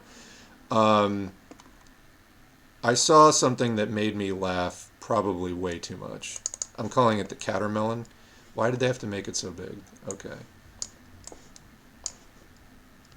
I laughed my ass off looking at this. There we go. No, we need it to be the right size, actually. Boom. I'll just leave that up for a minute while I'm reading the rest of the chat. But I swear to God, that poor cat, first of all. I mean, somebody's really overfeeding that cat. But my God, if it doesn't look exactly like a fucking water. First of all, what's going on here? The cat found like an ocean watermelon. He's like rolling it out of the ocean with his paws, and then he's chomping down, snacking away. Oops, got a little too big. All right, I'm gonna leave that up. Where were we? Then, what was it, 8 years ago, the China scare, in which they poured in fake plastic rice with real rice, then nobody wanted to buy Chinese rice. I missed that one. I've not heard about the plastic rice scare. It's not only renowned fascists like Maloney who are the problem. Yeah, absolutely. There's a global far-right convergence. Like all over the world, there is some form of this, quote, right-wing populist network popping up. I mean, the fascists are a lot more international this time around. If you haven't already seen Besd Marx's, BESD period Marx, I've promoted some of their videos in the community posts on YouTube. They have some great stuff about what's going on in Italy, but it is international. I mean, the global far-right convergence is very real, and they're pushing all basically a very similar platform. It is anti-immigrant, it is anti-LGBTQ+, it's anti-feminist, it is obviously anti-worker, anti-union, and there's just certain trends that are popping up over and over again in all of these different parties, and they're making real, they're getting traction. So yeah, the Greek government does the same shit. Fences and pushback is everyday practice. I mean, it's like the USA with the wall, and Mexico is going to pay for it, etc. But how will I get massive gains if I don't eat 600 steaks a day? Yeah, people really have like a very screwed up idea of how much protein you need. You really don't need that at all. I mean, even if you're doing weightlifting or like exercising a lot, just even getting, even it can be plant based even. There's a lot of things that'll have pea protein mixed with maybe some seed protein and some rice protein or something. You have a scoop or two of that. You just added like 45 grams of protein. I mean, above and beyond your diet, you're good. Like, you're good. You're going to be putting on muscle with that. And also, why do you want to look like a freak anyway? But yeah, all you're doing with all that meat has no fiber in it, so you're just clogging up your colon. And it's not good for you at all. And it's full of pro-inflammatory compounds. You just don't want that. It ages you a lot. It's really not good. After cooking rice and storing it in the fridge overnight, you reduce the sugar shock that comes from eating cooked rice right away. Good tip. $75 for pressure cooker. In Greece, you pay 150 euros at least. I mean, it might be higher now. I did see there's probably at least over 100 in the US, but it depends whether you're getting a stainless steel one, which I'd probably recommend if you can spring for it. Sometimes people find them at like thrift stores. I'd be a little wary. Pressure cookers, you need it to be in good working order, let's put it that way. Pressure cooker can actually explode if it doesn't seal properly, because it is literally cooking under pressure. You're holding all the steam in. Well, not all of it. There's a mechanism on the top to let a little bit of steam out. But yeah, there's a lot of pressure in it, which lets you cook at much higher temperatures than you'd be able to do without the pressure. Hence, you can cook beans in like a tenth of the time. But yeah, making the investment, it can save you a lot down the line, though. Going to Costco makes me feel ill. For people who don't know, Costco is like a big discount chain. You like buy a club card and then you get sort of bulk discounts. Going to Costco makes me feel ill. Everything, just why do you need to buy so much protein dust? Yeah. It's pure COVID and too much stuff. In Costco, that is. So somebody says, I take the Mike Tyson recovery powder. I was almost 300 pounds and I'm now under 230 pounds. So that's good. And I will say about that, if you're just eating like just a lot of starch and what we call empty calories, in other words, things that have macronutrients like macronutrients are things like fats, carbohydrates, and proteins. But if you're just eating like a lot of carbohydrates that don't have vitamins and minerals in it, and you're not eating a lot of vegetables and stuff, you can eat and still feel hungry, which isn't good. So it may be that if you have like a smoothie or something, or just even, take a, heaping scoop of protein powder, put it in some juice or something, just having that protein, it may make you feel fuller for longer, because sugars and simpler carbs are going to hit your body differently, and the protein may make you feel fuller for longer. So if you're having that problem, that may help you not feel like eating so much. So yeah, the quality of what you're eating definitely can impact how hungry you feel, for sure.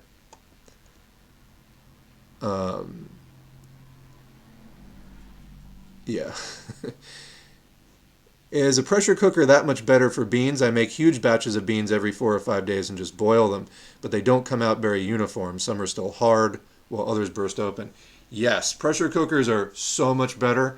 I cook beans just in a pot on the stove, and depending on the beans, something like lentils will only take you 45 minutes to an hour, but something like chickpeas will take you 2.5 hours or something to like cook them thoroughly. In a pressure cooker, all you do is you put in the water, and anytime that you're soaking beans, you don't want to use the soak water. So you dump out the soak water and just rinse them, and then get some clean water. You put that in the pressure cooker, pretty much just enough to cover the bean level, maybe plus an inch. You clamp on that cover, you bring it up to a boil, and then the pressure cooker, it gets up to a level where the cap on top starts kind of shaking and it sounds like a steam whistle. Once it's at that level, which is like fully pressurized basically. Then you turn the heat down to like mid or like low mid, and you just let it go for like, it depends on what you're cooking, but between 3 and 10 minutes. And then once it's run at, on the heat for the 3 or 10 minutes, depending on what you're cooking. For beans, it would be more like 8 to 10 minutes, I would say. Then you just take it off the heat and you let it cool down. Eventually, it'll cool down. Maybe it takes a half an hour, and it'll depressurize. Like the lid will kind of pop, and it's safe to open at that point. And your beans are done, and they're as cooked as they would be if you bought them commercially, because that's probably how they cook them commercially. So yeah, it is that much better. It's much faster, and it does a much more even job. As we were discussing, you'll have to lay out a little bit for the cost of the pressure cooker. It will serve you very well over the long term. You can make like soups in it and things. So yeah.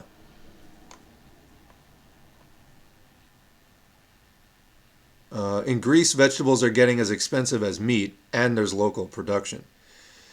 Yeah, things are getting rough. I mean, the USA has had cheap food for a long time, but even here, food prices are going. Like, my grocery bill probably is double what it was 2 years ago. So, yeah.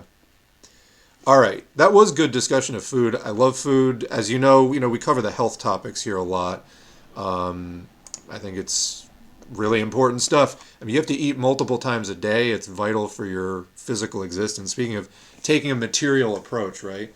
It's vital for your existence, and yeah, having, you don't have to be a fanatic about it, but having just some baseline decent nutrition, having a varied diet, enough fruits and vegetables, fiber, whole grains, some nuts, stuff like that. Keeping animal products, to smaller amounts. Some people eliminate them entirely.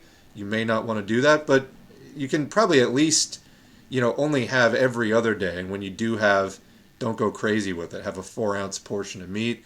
Have maybe a smaller glass of milk. You're probably going to do better. And a lot of people who have allergies, like you get congested a lot. A lot of people, when they stop with the dairy, especially, they find that goes away. Not everybody, but it can help. But yeah, it also helps because, again, meat and dairy has no fiber. So, that said, it's like some eggs here and there, and, like a small piece of meat here and there. It's not like terrible for you. But, speaking of climate change as well, there's gigantic environmental impact from the meat industry. The less you can support that, honestly, the better, until a much better method is found of doing that.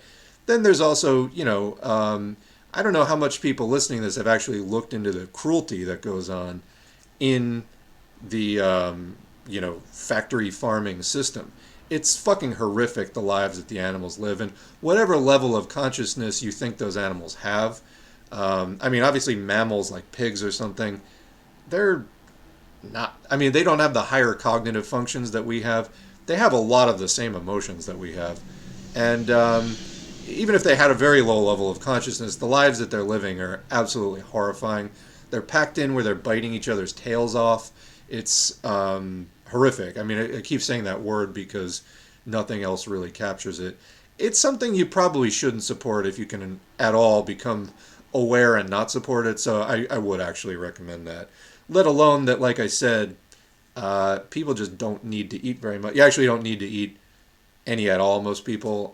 But even if you do, much smaller amounts are probably, even if you started just limiting it to every other day, that would be probably for most people a huge step up. Anyway, let's take just a moment here and thank the patrons for their support. Patreon.com/Socialism for all. You can sign up for as little as $2 a month or more, whatever you see fit. Obviously, this isn't a great economy, and I would make videos even if nobody supported, but I definitely wouldn't be able to spend as much time on it without that support. So I really need to update this because a few people signed up in the last 3 days and I haven't gotten their names on there. But thank you all to the patrons. Some of you have been there. The people whose names are in green have been going for over 2 years. People whose names are in yellow have been sticking with it for over 1 year.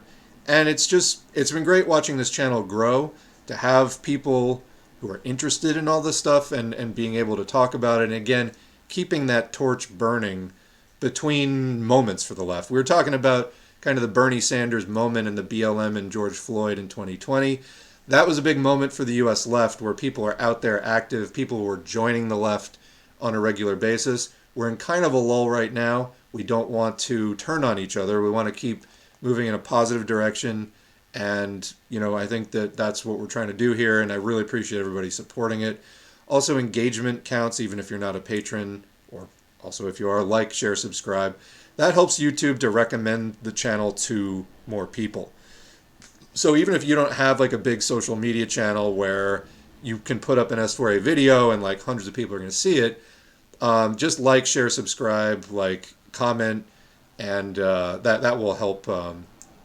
That will help YouTube to go, oh, hey, this is something I should promote. So you'll be indirectly promoting the channel with that engagement. All right, so let's move on now to the next story, which is, what is the next story? I think we were going to do the LaRouche Russia shit. So this is from a blog that I'm not endorsing. I'm actually new to it. Thank you to Nova for some of these links. And I found my way here through some of that stuff. This blog is Three-Way Fight, run by Matthew N. Lyons from 2015. Again, I'm not super familiar, or really familiar at all with Lyons' work, but let's take a look at this article and see what we come up with.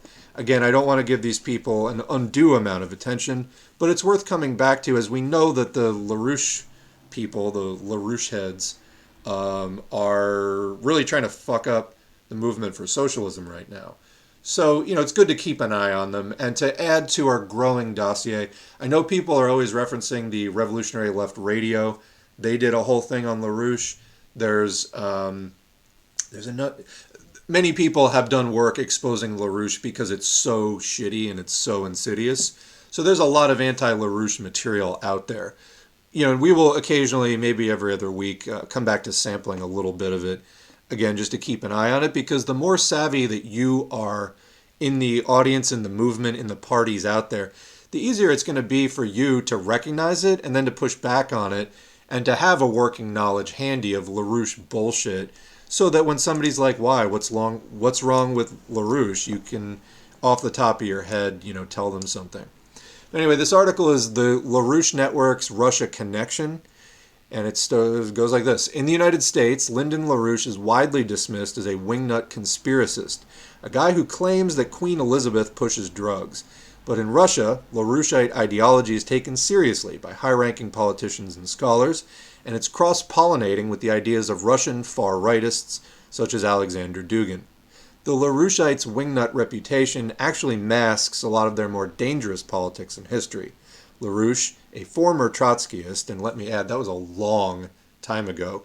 According to LaRouche himself, and I did this in a previous live stream, he ceased to be a Marxist in the early 1950s, basically. So even when he was joining the New Left organizations in the late 60s, he had not been considered himself a Marxist for over a decade. It was entirely cynical and was meant to disrupt the New Left, as he himself said.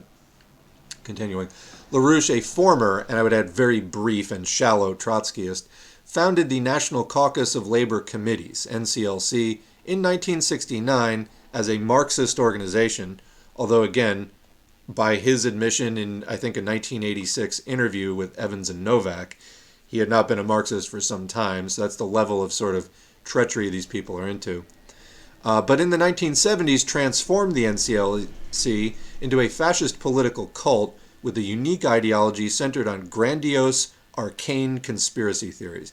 This is exactly what we see out of the LaRouche bags today, the Pat Socks, and, it's like when Jackson Hinkman was saying S4A is an MI6 operative. It's all this like British Crown stuff bullshit that they push.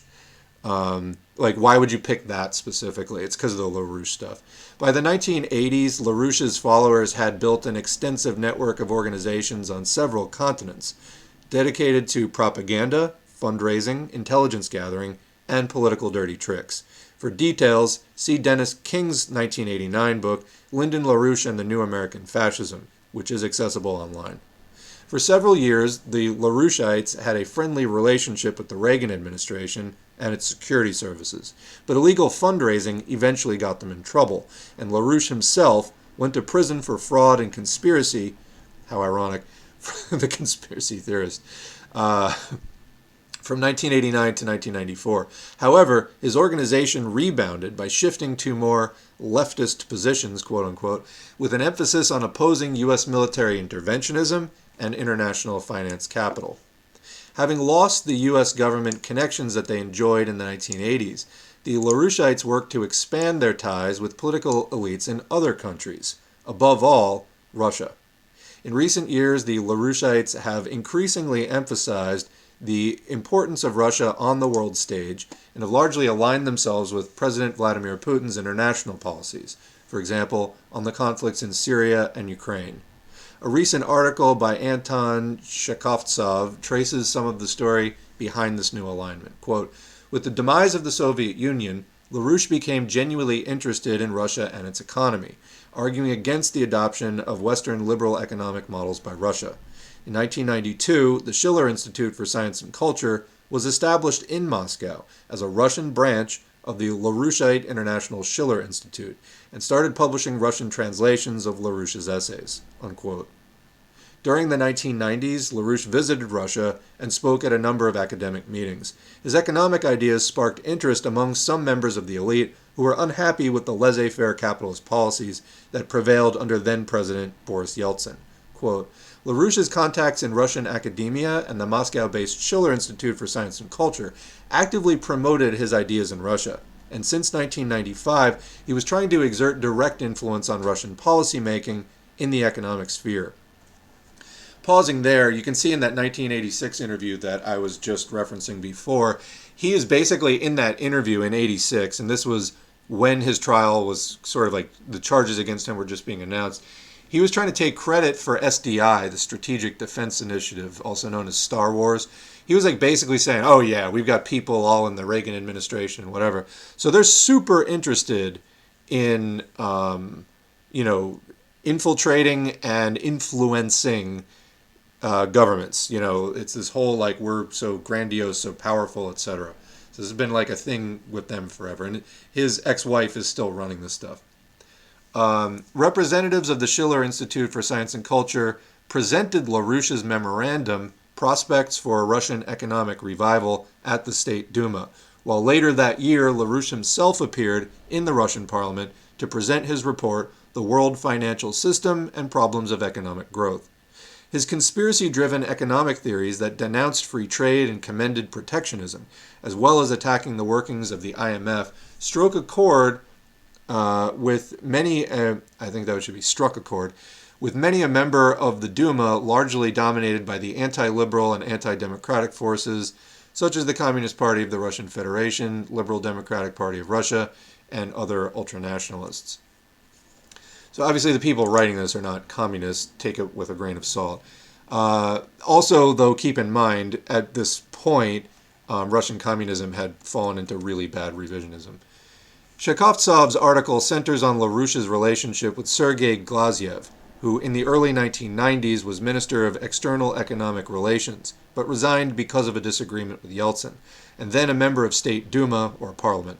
Since 2012, Glaziev has been a prominent advisor to Russian President Vladimir Putin. Quote, during the 1990s, the LaRoucheites praised Glaziev as a leading economist of the opposition to Boris Yeltsin's regime, and published Glaziev's interviews and articles in their weekly Executive Intelligence Review. In 1999, LaRouche published an English translation of Glaziev's book, Genocide, Russia and the New World Order, in which the author exposed his theories about the world oligarchy using depopulation techniques developed by the fascists to cleanse the economic space of Russia for international capital. Glaziev's promotion of LaRouche and his ideas in Russia resulted in the latter's growth in popularity as an opinion maker and commentator on political and economic issues in Russia, a status that LaRouche could not enjoy in his home country, where he has remained a fringe political figure, and I would add subject of a great deal of mockery, rightly so. In some ways, the LaRoucheites' current stance resembles that of Russian nationalists who combine support for Putin with romanticism about the Soviet Union. This is exactly what we see commenting, like trying to sell the Ukraine war. Like it's obviously blatant capitalist, bourgeois nationalism, but they'll like throw a USSR flag in there with a question mark, like maybe someday you can have a little USSR as a treat if you support our bourgeois nationalism. And how many people are just lapping that shit up? Anyway, where were we? Although Shekhovtsov writes that in the 1970s and 80s, the LaRouchites were highly critical of the Soviet Union and believed that it was controlled. You gotta love fucking LaRouche for just the amount of just crazy. In the 70s and 80s, the LaRouchites were highly critical of the Soviet Union and believed that it was controlled by the British oligarchs. Okay, that's not entirely true. Dennis King offers a fuller account. Quote, LaRouchian publications until the death of Leonid Brezhnev in 1982 expressed an affection for a hardline Stalinism because of its no-nonsense attitude toward Zionists and other dissenters and its commitment to central economic planning. New Solidarity's obituary on Brezhnev praised him as a nation builder and avoided any mention of his invasions of Czechoslovakia and Afghanistan. Thereafter, as LaRouche became more heavily involved in supporting Star Wars and NATO, the NCLC line changed.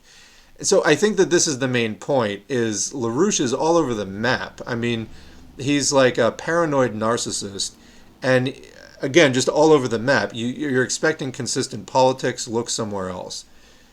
This is part of why he wound up like on the lunatic fringe and regarded as such. Anyway, continuing. Thereafter, as LaRouche became more heavily involved in supporting Star Wars and NATO, the NCLC line changed. Moscow became the Third Rome, a center of unremitting Russian Orthodox evil. When Gorbachev took power, the LaRouchians said that he was the Antichrist. As King details, from 1974 to about 1983, members of the LaRouche network also repeatedly met and shared information with KGB officers and other Soviet officials. The LaRouchites claimed that they served as the open channel through which the KGB could pass policy-relevant information to the CIA, and vice versa. So again, where are the principles here? The only principle I see is feeling important. And you can see LaRouche, again, just even in that one interview, there's a lot of interviews of LaRouche, but the one that I'm referencing is about 15, 20 minutes long, and, he's like, he's asked flat out in that interview, if we go to your organization, can we buy intelligence? And he's like, well, we're not primarily in the private intelligence selling service. We mostly do publications. That said, we definitely share interests with various governments and we'll share information with them, etc. Anyway, continuing, the LaRouchites don't like to talk about this part of their own history nowadays, but they have nothing but praise for ex-KGB officer Vladimir Putin.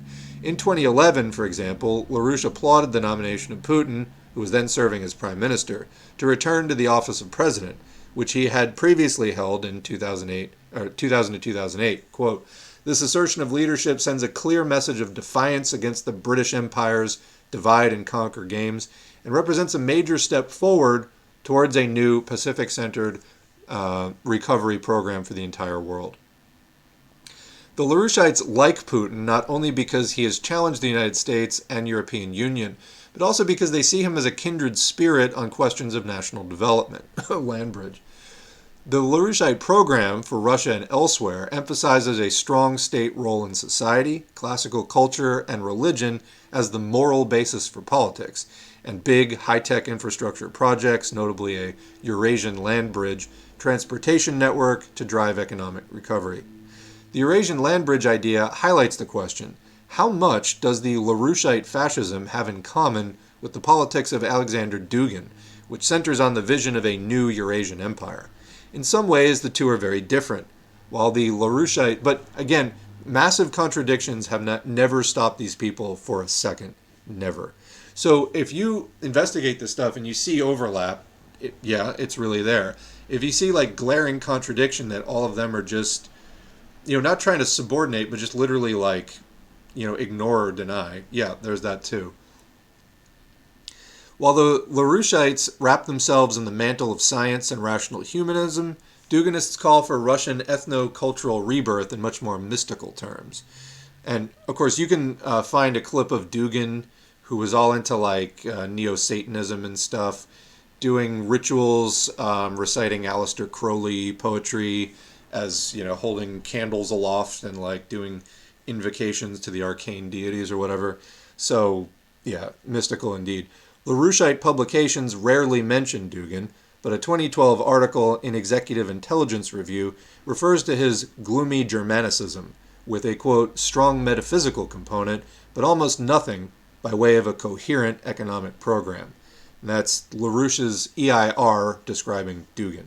Nothing by way of a coherent economic program. By the way, I mentioned Dugin's sort of mysticism. This is a part commonly of fascism. It's not always fascist necessarily. But, he's trying to promote now, conservative Christianity and stuff. There's your conservative Christian with the Crowley stuff. Anyway, yet both LaRouche and Dugin offer a deeply authoritarian, culturally elitist vision of society and a conspiracist critique of international elites while claiming to reject racism and anti-Semitism. Hearing LaRouche demonize Britain as the center of the global oligarchic conspiracy is not a big jump to Dugin's view of history as a secret geopolitical contest between the good land power, the Eurasists, and the evil sea power, the Atlantists. And above all, both LaRouche and Dugin see Russia as the key hope for humanity today. So it's not a big surprise that Sergei Glaziev is on friendly terms with both the LaRouche network and Dugin. Glaziev participated in the founding conference of Dugin's Eurasia Party in 2002 before helping to found a separate far-right party, Rodina, Motherland, the following year. Glaziev and Dugin are both members of the Izborsky Club, an influential far-right think tank that proclaims Peter the Great and Joseph Stalin as the main heroes of Russian history, with, of course, no real understanding of Stalin. It's like massive distortions and stuff that, of course, Stalin would not want any part of. And one of Glaziev's main jobs for Putin has been to negotiate greater economic integration of former Soviet republics under the rubric of a Eurasian Union, a project dear to both Dugin and LaRouche. This is like one of the things, by the way, just to elaborate on the Stalin thing, you'll see Patsocks doing Stalin memes. It's because they've bought the sort of Cold War image of like Stalin as like a Hitler-esque strongman. They're completely ignorant. It's just vibes, just aesthetics, and so on. But they run with that. They're like unironically supporters of the distorted caricature that the U.S. would put out. Like the anti-communist view of the USSR as monstrous. They're unironically interested in developing something monstrous like that. It's just so far from the mark, it's ridiculous. Continuing, Glaziev isn't the only link connecting LaRouche and Dugin. Another is Natalia Vitrenko, leader of the Progressive Socialist Party of Ukraine. Vitrenko is a member of the Supreme Council of Dugin's International Eurasian Movement, which has branches in 22 countries. By the way, if you want to track this down, do look at who is a member of this Eurasian stuff, because that does go back to Dugin, and when you're doing your anti-fascist research, that can be kind of a good search term or thing to look for. And again, it does have, in 2015, it had branches in 22 countries, and so expansive influence for some time. But she is also a close ally of the LaRouche network. And, I think we see the merger of these things in people like Caleb Maupin appearing at that neo-fash Eurasianist conference that I did the long video on, where he's sitting next to Dugin, and the other people at the table are part of other far-right parties and supporters of Marine Le Pen in France and stuff like that. And you have a supposed, quote, Marxist-Leninist in Caleb Maupin there at this neo-fascist conference, but this is what explains it. It's the link between LaRouche and Dugin. So this is just becoming clearer and clearer. We can actually now deal with it in the open. All right. But Vitrenko is a close ally of the LaRouche network, who has for years promoted LaRouche's ideas, addressed LaRoucheite-sponsored meetings and conferences, and received favorable coverage in LaRoucheite publications. In February 2014, for example, Executive Intelligence Review published a statement by Vitrenko under the headline, USA and EU with Ukrainian terrorists, establish Nazi regime. Now, some of this is accurate, and some of it is, again, Russian spin, but continuing. These indirect ties between LaRouchists and Duganists in Russia are particularly striking, given how politically isolated the LaRouchites are in the U.S., even isolated from other far-rightists. This doesn't mean that the two movements are likely to join forces directly, although arguably they really are. I mean, you look at, again, Infracell, Jackson Hinkle, people like that. It's the, like, vote for Diane Sayre and other LaRouche candidates, but also, like, open support for Dugan and all that stuff. So, again, it is isolated, and it's a joke, and it's MAGA communism and all this, like, stupid stuff. But that's where it's coming together. And I think it doesn't have much of a future, but, you know, it's toxic for what it is, even if it is small. Anyway. Differences of ideology and political culture, not to mention their leaders' egos, stand in the way of an actual alliance. But figures such as Glaziev and Vitrenko may serve as conduits, or open channels in the LaRoucheite spy novel terminology, that promote a sharing of ideas and information between the two. Where was I?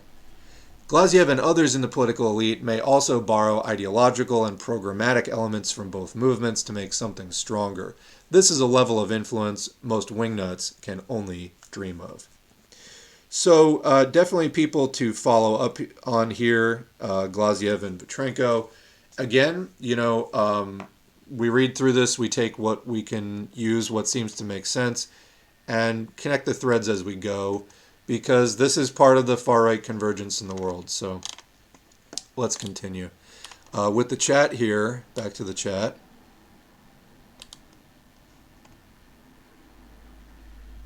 No, we got a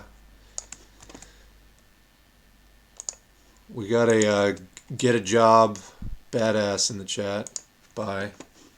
All right, catching up with where we left off. All right, over here.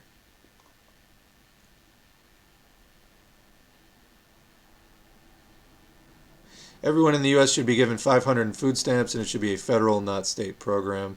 Yeah, but you have to combine this with things like price controls and other stuff, because otherwise, you know, eventually they'll find ways to screw you anyway. But yeah, we shouldn't treat food as a commodity is another way to approach that.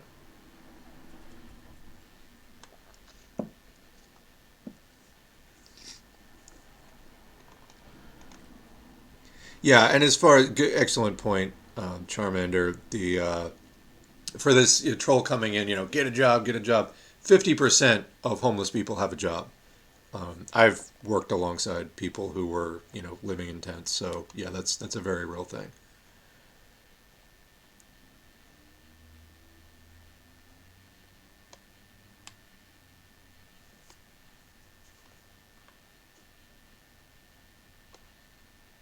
All right, a little bit too much engagement with the troll, but we're getting past it.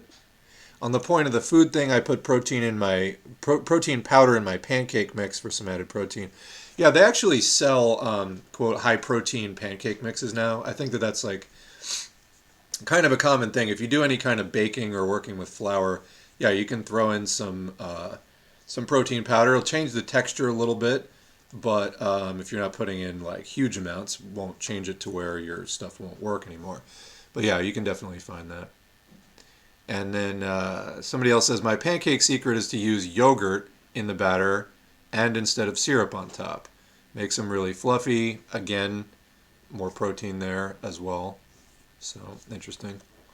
What did Lyndon LaRouche get arrested for?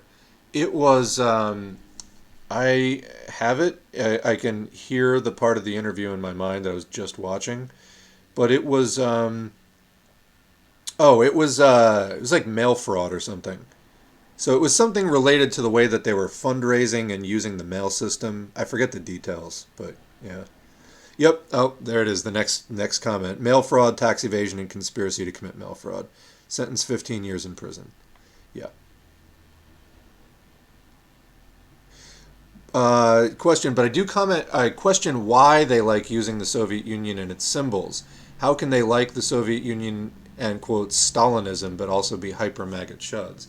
Well, maybe this comment was posted before what I said. It's like they've taken the sort of brain dead right wing understanding of what the Soviet Union was, and they're unironically supporting that. It's because they don't know what either the Soviet Union or Stalinism really was. Now, obviously, LaRouche knows more about that. LaRouche is one of the most dishonest people, trickiest people in politics ever. That's why nobody took him seriously. He was a fucking absolute crank, like just complete crackpot. Um, so yeah, they're chuds because they're not actually socialists at all. They're not like a real somebody who understood the process of building socialism in the early USSR. They're not quote Stalinist like that. They're literally latching on to like the we don't understand socialism at all Cold War image of the Soviet Union and Stalin. But now they like the Russian Orthodox Church, which is literally just a money laundering space for Kirill. Like it's just a way to buy the allegiance of people if they tie Putin to the church, etc. Literally why Lenin and Stalin were against letting the churches continue on as such. They're always reactionary. Well, I think it's because they are also reactionary. And they like smoke and mirrors. They like deceiving people. LaRouche believed that people were basically sheep to be manipulated. That's why everything was like a conspiracy in his view, because it was all puppet masters manipulating other people. Now, there is some of that in reality, but not everyone is that much of a fucking idiot. LaRouche is clearly very clever, but also has some, or had some deficits. So somebody who's very grandiose, very narcissistic, it comes off every single time he speaks. And, just believes that the world is a matter of, which conspiracy you're supporting, basically. So it's a whole different kind of worldview from the kind of thing that we would deal with as far as mass movements and class struggle. So anyway. In Russia, many modern day, quote, Stalinists are conservative nationalists. So, yeah, this is, but it's using the image or the aesthetics of Stalin without the content of it in service of nationalism. That's why I was saying it's like people who were made to support the, war in Ukraine and stuff like that because some soldier somewhere sews a USSR flag onto their like uniform. There's no socialist content in there whatsoever, but they throw in a few icons. It's completely devoid of any class struggle content. It's purely bourgeois nationalistic stuff going on. But because people don't even know what fucking socialism is anymore, they don't know what class struggle is anymore, they fall for it. They're deceived by it.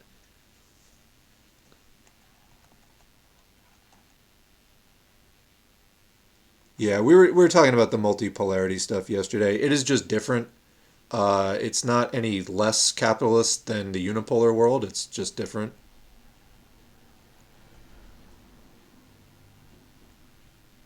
Yeah, and also good point. They use Stalin's name because he's a popular figure in Russia, but not a lot of people really understand today what doing something like that would mean. It would mean getting rid of the capitalist oligarchy that's in Russia.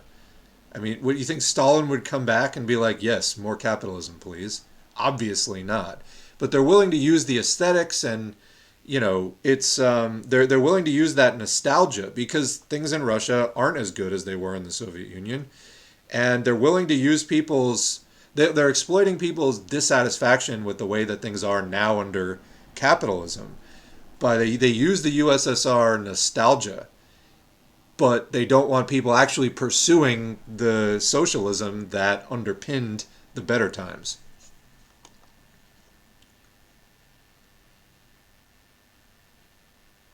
All right. So we've caught up with the chat.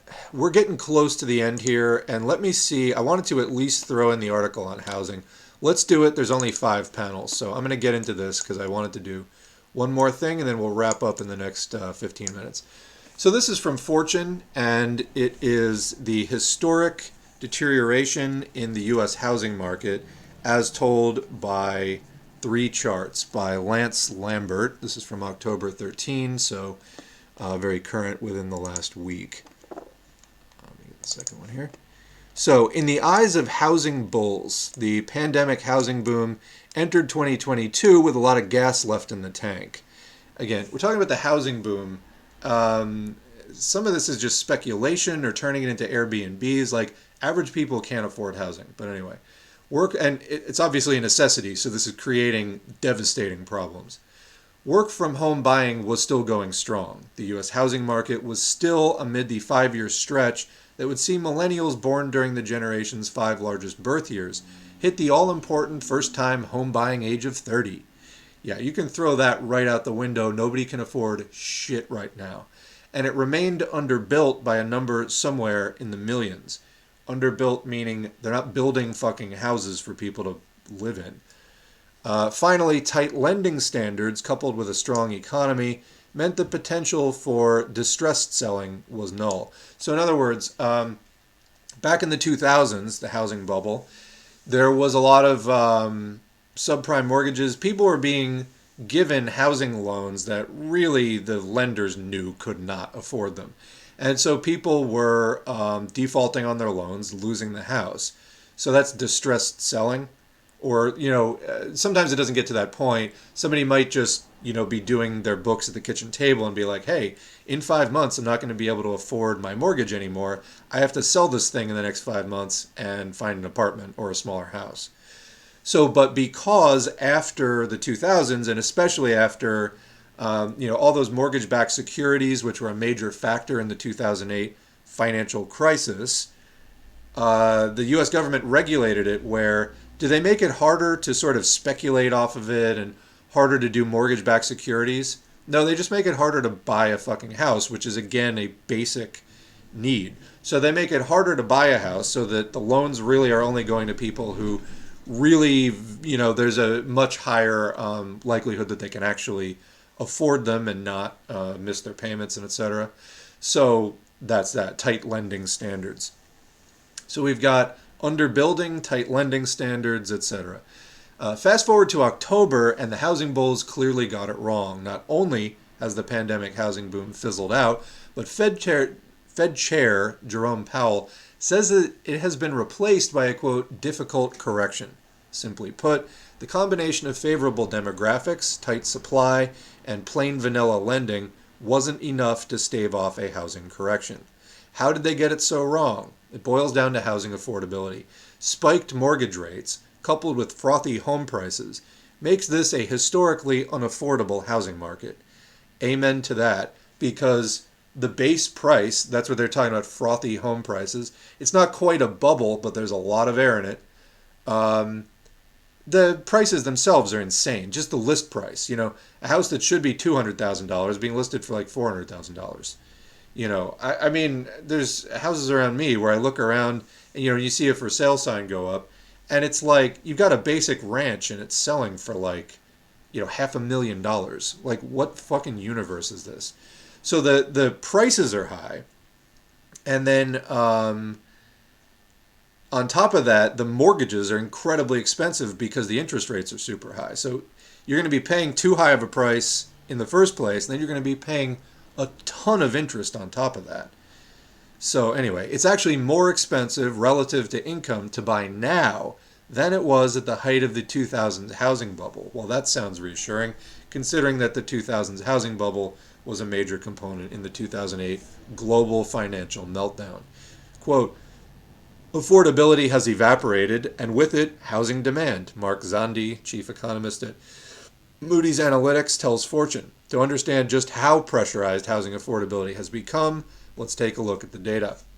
Here's a chart. Mortgage rates are rising historically fast, and the Fed is doing this to, it makes money harder to borrow. It makes money more expensive to borrow.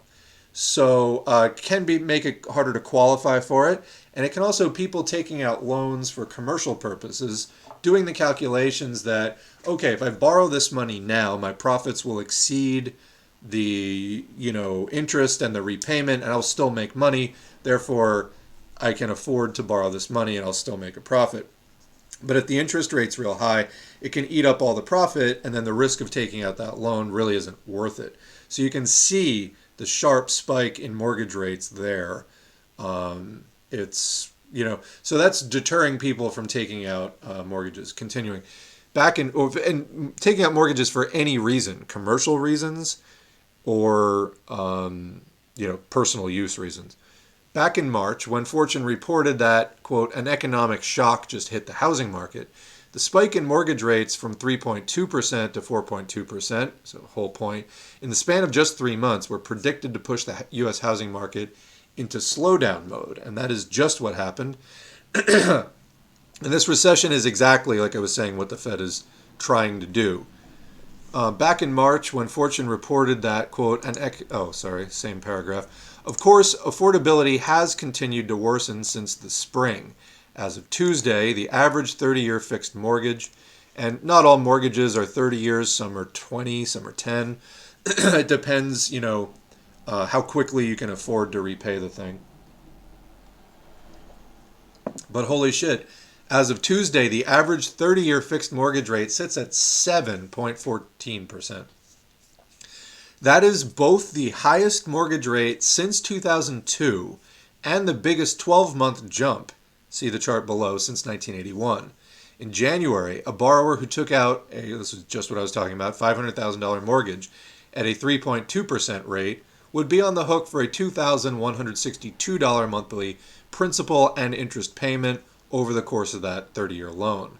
Now, at a 7.14% rate, that monthly payment jumps from $2,162 to $3,374. Is that a big change? Yeah, that's a huge change. While the Federal Reserve doesn't directly set long-term rates like mortgage rates, it does set the short-term federal funds rate. If financial markets believe that the federal funds rate will remain elevated in the future, they'll apply upward pressure to long-term rates. That's exactly what financial markets did this year as the Fed flipped into inflation fighting mode. So the Fed is inflation is price increase, so deflation is the opposite. They're trying to cause deflation. Where are mortgage rates headed next? It's hard to say. Heading into the spring 2023 buying season, Moody's expects mortgage rates to float around 6.5%. That's insanely unaffordable. While Fannie Mae predicts the 30-year fixed rate will average 6.4%. So we're looking at about 6.5% in 2023. And finally here, this is a chart of the degree to which regional home prices are either overvalued or undervalued according to Moody's Analytics. This is an assessment for around 400 regional U.S. housing markets. So you can see their big spike right before 2008, and this is in the overvaluing category. What are we in right now? Oh, heading into exactly the same thing. Exactly the same thing. At its latest reading, Moody's calculates that the vast majority of U.S. regional housing markets are overvalued. That includes 210 housing markets, including Boise, Idaho, overvalued by 77%, and Las Vegas, 60%, which are deemed significantly overvalued. And we're going to leave it there, but we're going to wrap up with the chat for a couple of minutes before we head out here. What does the chat have to say?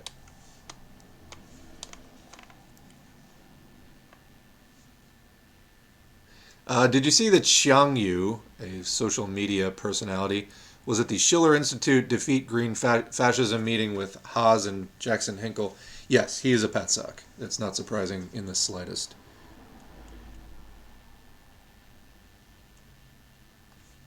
Yeah, I don't know if Xiang Yu was better at one time. Literally, when I started using my S4A Twitter account, he started beefing with me in the first week. He had some terrible take on something. I can't remember what it was. Whatever it was. I mean, we just got into an argument immediately, and that was that. But yeah, he's been the subject. I mean, he's on Team Pat Sock, so that's not even slightly surprising.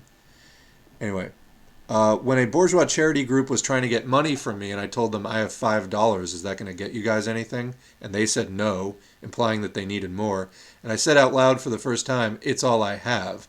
I realized then that I am cripplingly poor, and that if it weren't for my family, I would be on the street. This fucking sucks. I'm with you there. I mean, I have been... You know what? I'll tell you a story. I used to...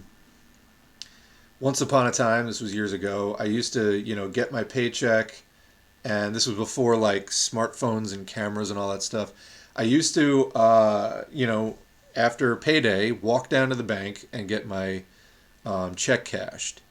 And there was a day, I don't know how it even happened, but it was like, I was walking back to my apartment with like 500 in cash in my pocket, and it fell out. And I was like, I mean, I already had like a nervous habit of like feeling my pockets, and there was nothing in my pocket. I was like, everything in a split second went through my mind of the devastation that that would cause if I missed that $500. Like, oh my god, or however much money, it might have been 300. I don't even remember how much it was. I'm like trying to think back, but it was like, I mean, I needed that money for everything. And I like ran back a block, and there was like nobody. It was like kind of a more residential street, and I like ran back, and it was still sitting there. I don't even know how it felt. I was like, holy shit. And but yeah, I mean, living on that knife's edge, I know exactly what you mean. It's horrible, and there's no reason for it. But it's, if you run out of money in the U.S., you have nothing. Like, you won't have food, you won't have shelter, you won't have anything. Nothing. Everything is just commodified here. Um, so yeah, I feel that, and that's a moment you will probably remember there. Is there any reason whatsoever to think that the coming crisis won't be worse than 2008? I think that that is accurate framing. I mean, even Bernie Sanders was pointing out in 2015 and 2016, running against Hillary Clinton, that the too big to fail banks were bigger in 2016 than they were in 2008. So when there is a crash, we're beyond done. So I mean, that was then, and now, I'm the thing I'll say. I'm not sure to the extent. A lot of what was driving the 2008 crash were these mortgage-backed securities on like terribly risky mortgages that like everybody knew who was lending that the people couldn't pay back. They were going to crash, and people were just. It was like the economy was bets on bets on bets on bets. It was such a level of just gambling with money that was insane. So what I don't know, it's not my bread and butter. I don't know, like, to the extent that the mortgage-backed securities and stuff is capable of causing the same level of crash, or if they separated more of that out, or if something else is just as likely to cause that level of crash and it's just not on my radar. I don't know. But in the pro column, they did do some regulations after 2008, although everything I remember reading about that at the time was that they were widely regarded as woefully insufficient. So yeah. On Xiangyu, lol. Xiangyu used to have okay opinions, used to be friends with Hakeem and Luna Oi, then he went crazy and now he's in the Pat Sox. Yeah. So much stress comes from just everyone being constantly on the brink of devastation. Well, we at least have these spaces where we can have some kind of discussion, and we're happy to at least commiserate. Obviously, it's got to go beyond beyond mere commiseration into activism. Agitation, education, organization, and eventually, revolution. So, just got another comment in the chat, but it's definitely too big of a question to address in 30 seconds. But anyway, thanks to everybody popping in on the Twitch chat today. We are going to do this again tomorrow, and I'm going to do the COVID stuff then. So there's a ton of shit. We're also going to do Ebola. So look for that tomorrow, and that will probably be the last stream for the week. We'll see what happens, if I can squeeze another one in this week. But yeah, thanks to everybody for dropping in. You really help to make these chats what they are, and therefore these live streams, when we put them up on YouTube, what they are. Thanks also to people on YouTube, and we'll catch you in the next stream.